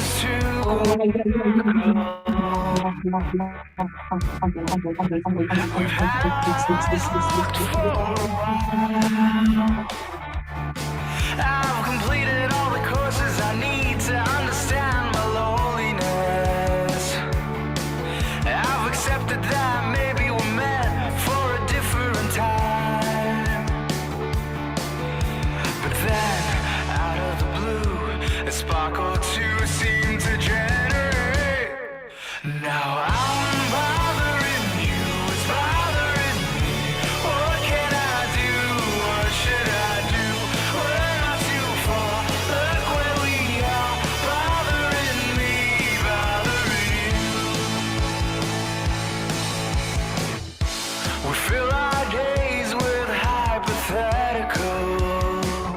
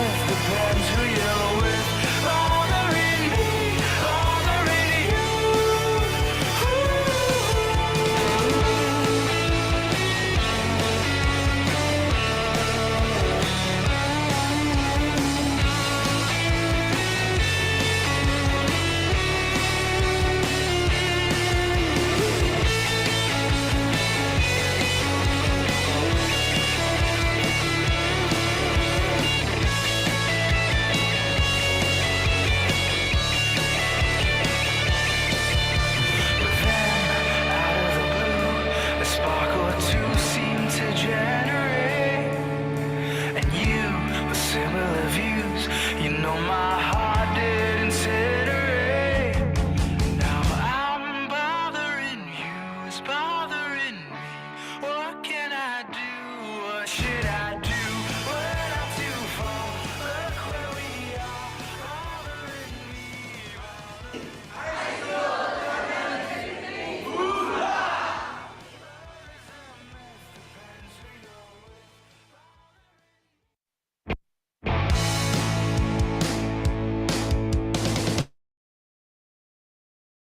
Wow, what an exciting 2 days of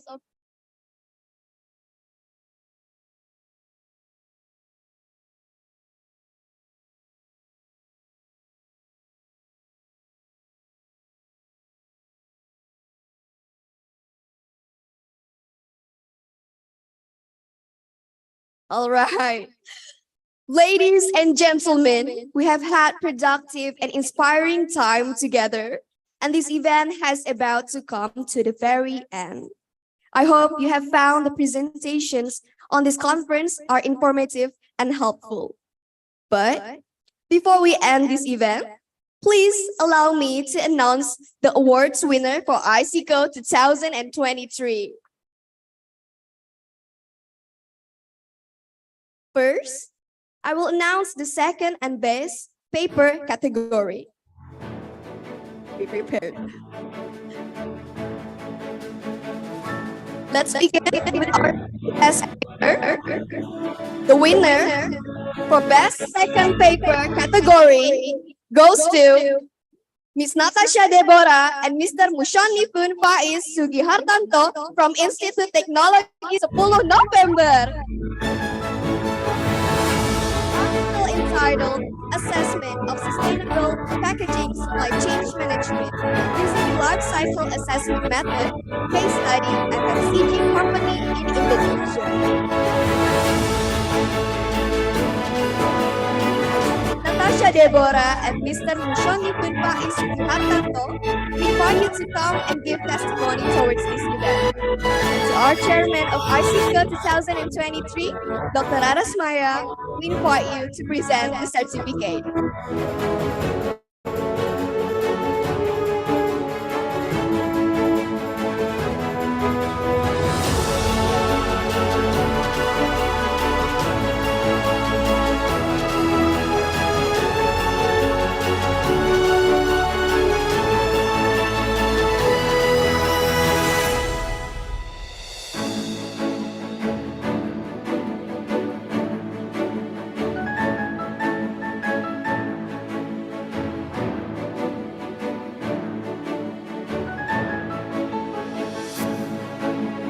Okay, so thank you very much for the ISICO conference holder. So this is actually my first experience to have a Scopus Index conference, and I'm so grateful that today we are chosen as the second best paper, and hopefully we will see you again in the next ISICO conference, probably 2 years after this. Yeah. Okay. Thank you very much.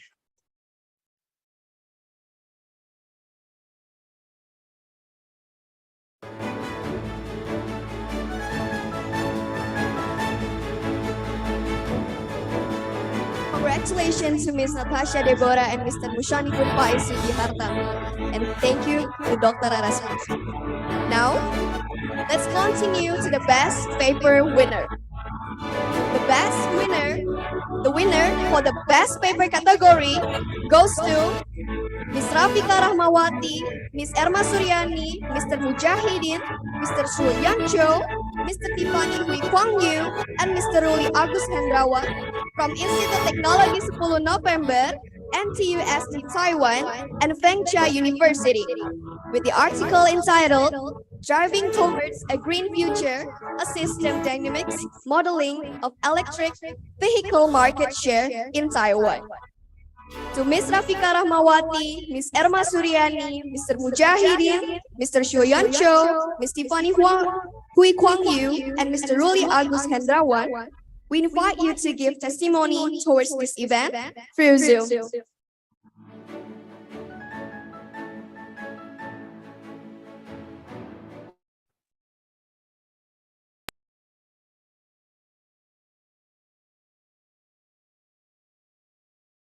Okay, ladies and gentlemen, thank you very much for this opportunity. And I must extend my sincere appreciation to all my author and also all the committee of this ISICO 2023. Because our works and contribution is truly inspiring, and it's honored to be recognized among such as talented and passionate group of individuals. Thank you so much.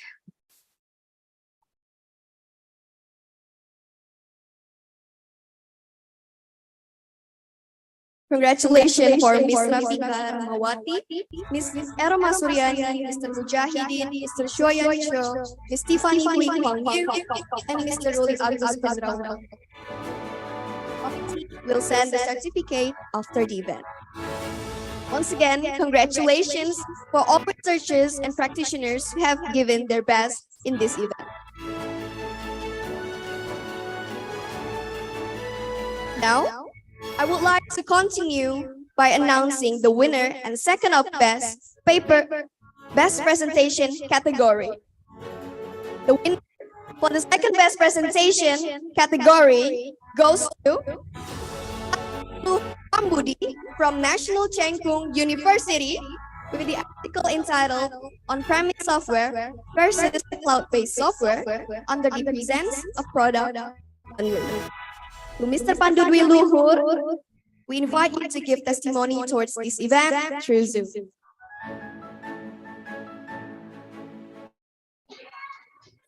Thank you very much. I can say to all the committee, so our research is still in the preliminary results, but however, I believe in the future it will be very beneficial to use the stylized model, and I will introduce the stylized model in the kind of a field, and when I go back to Indonesia, then I also can apply that. Thank you very much for giving me the opportunity to present my research. So again, thank you very much.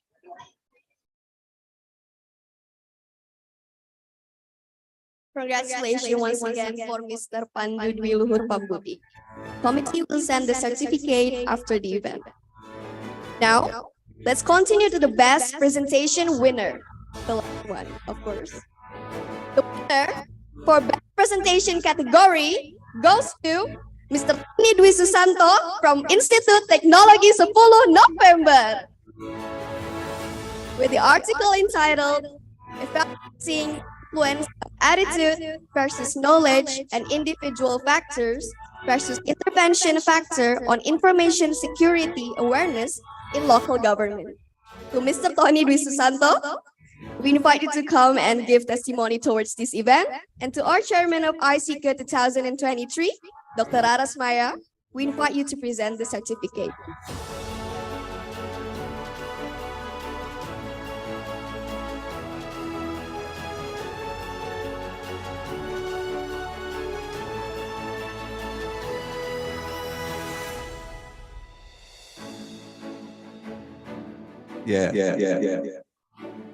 Yeah, Alhamdulillah Alamin. So I have no idea. I'm here as a researcher, ladies and gentlemen, guys, friends, colleagues. So as a researcher, I have to present. I have to do not just as a doing as a running the ISINDO, but not just a practitioner. But I'm here as a researcher, so I have responsibility to present my research. I hope for the next ISICO I can have another certificate like this. Yeah, so I will keep practicing. Thank you for motivating me to be a presenter. Alhamdulillah. Assalamualaikum warahmatullahi wabarakatuh. Thanks.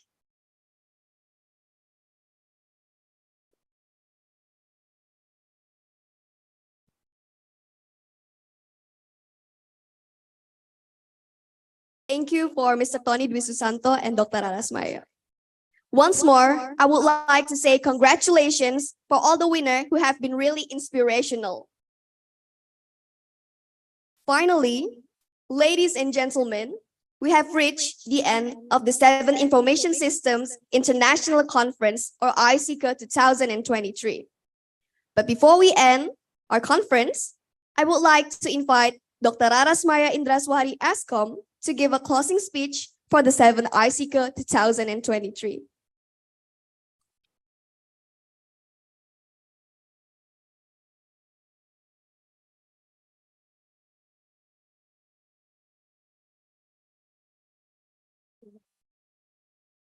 Assalamualaikum warahmatullahi wabarakatuh. Good evening, everyone, ladies and gentlemen. Now we are reaching towards the end of ISICO 2023. On behalf of all the committee, I would like to apologize if there is any mistakes during the event, during the ISICO 2023. And I would also like to say thank you very much to all of the distinguished guests, our honorable speaker, our amazing speakers, Prof. Supratik Sarkar, Prof. Hayo Reyers, Professor Mahendrawati, Dr. Febrilian Samupa, Professor Ramaya, and Dr. Muhammad Nazir Ahmad. Thank you very much for participating in ISICO 2023. I would also like to say thank you to all of our guests, Dr. Diana Purwitasari as the Vice Dean of Faculty of Intelligent Electrical and Informatics Technology, ITS, Dr. Nurmin Shah Ayahat from the Malaysian Association for Information Systems, and Dr. Tony Dwi Susanto from Indonesian Association for Information Systems. And also, I would like to say thank you to all of the authors and participants in ISICO 2023. I would also like to say thank you to our amazing moderator. We get many help from Universitas Internasional Semen Gresik Indonesia in moderating the conference. And last, I would like to say thank you very much to all of the organizing committee for the wonderful and amazing job during during ISICO 2023. Thank you very much to you all. And last, see you in ISICO 2025. Well, thank you very much. Wassalamualaikum warahmatullahi wabarakatuh.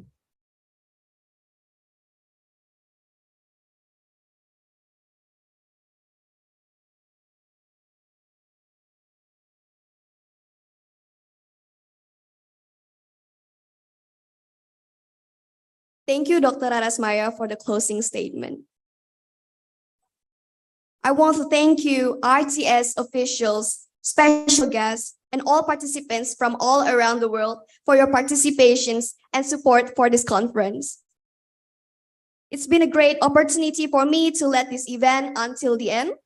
My name is Maureen Firsty. I sincerely apologize for any mistake I have made in presenting as the master of ceremony for this event. I hope you are all safe and healthy. Good evening and see you on ISICO 2025.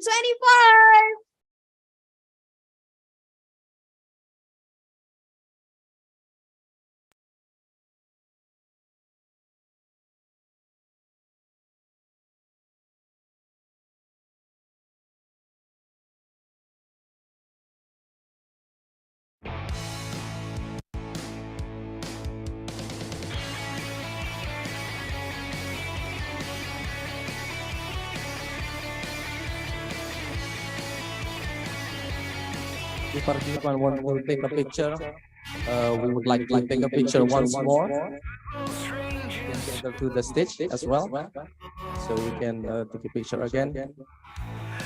Thank you very much.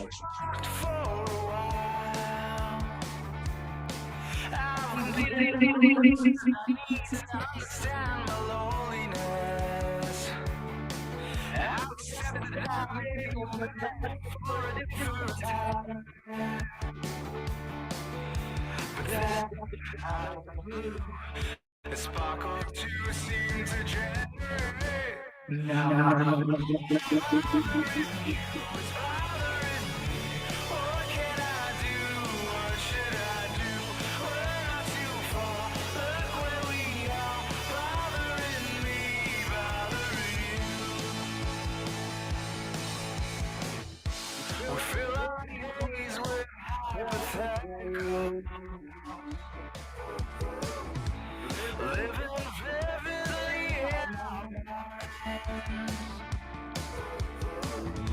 We take our dreams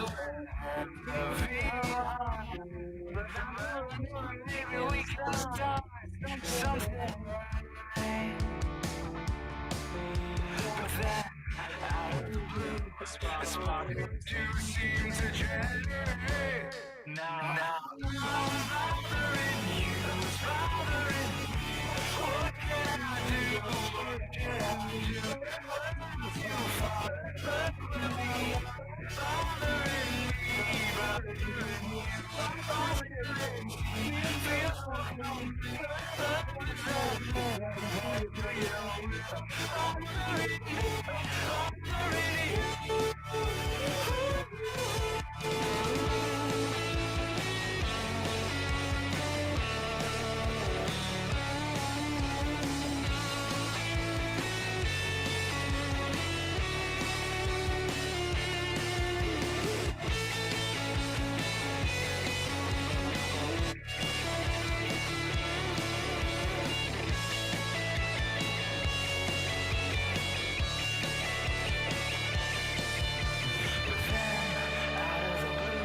a spark or two seem to generate. And you with similar views, you know my head is ready. Now I'm bothering you, it's bothering me. What can I do? What should I do? What to follow?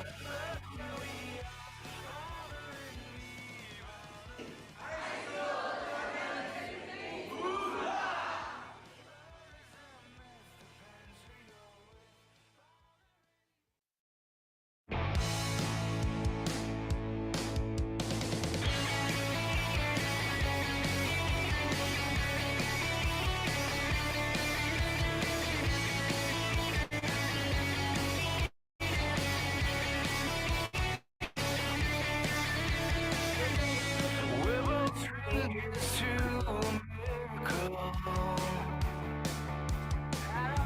We've had our eyes locked for a while. I've completed all the courses I need to understand the loneliness. I've been for a different time. But then, out of the blue, a spark or two seemed to generate. Now I'm bothering you, it's bothering me. What can I do? What should I do? What should you want? Where we are, bothering me, bothering you. We fill our heads with hypothetical. Living vividly in our minds. We take up our dreams with heavy hearts. But I know maybe we can start something right.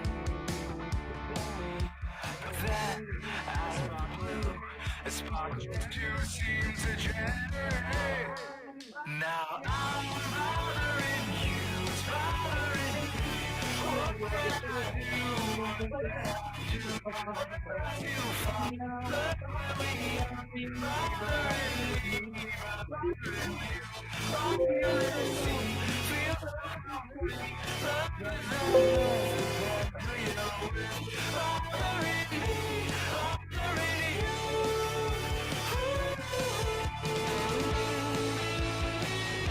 All the committee, student, as well as our lecturer and staff. Mr. Aditya, all the committee. I don't know who will take a picture if all the committee will gather to the stage.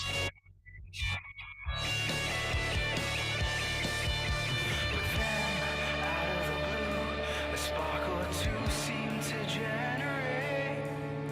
And you with similar views. Nadif, please assist Livran to take the picture from the camera. Yes. It's bothering me. What can I do? What should I do? Where to follow? Make sure all visible. Nadif? Okay.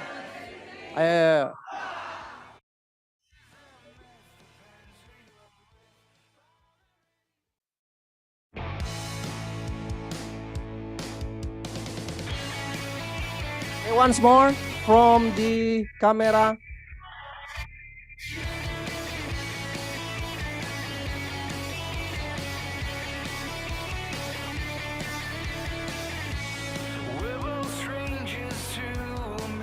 Thank you very much. For keynote speaker, we inform you that tonight we will have dinner together with our staff and our lecturer.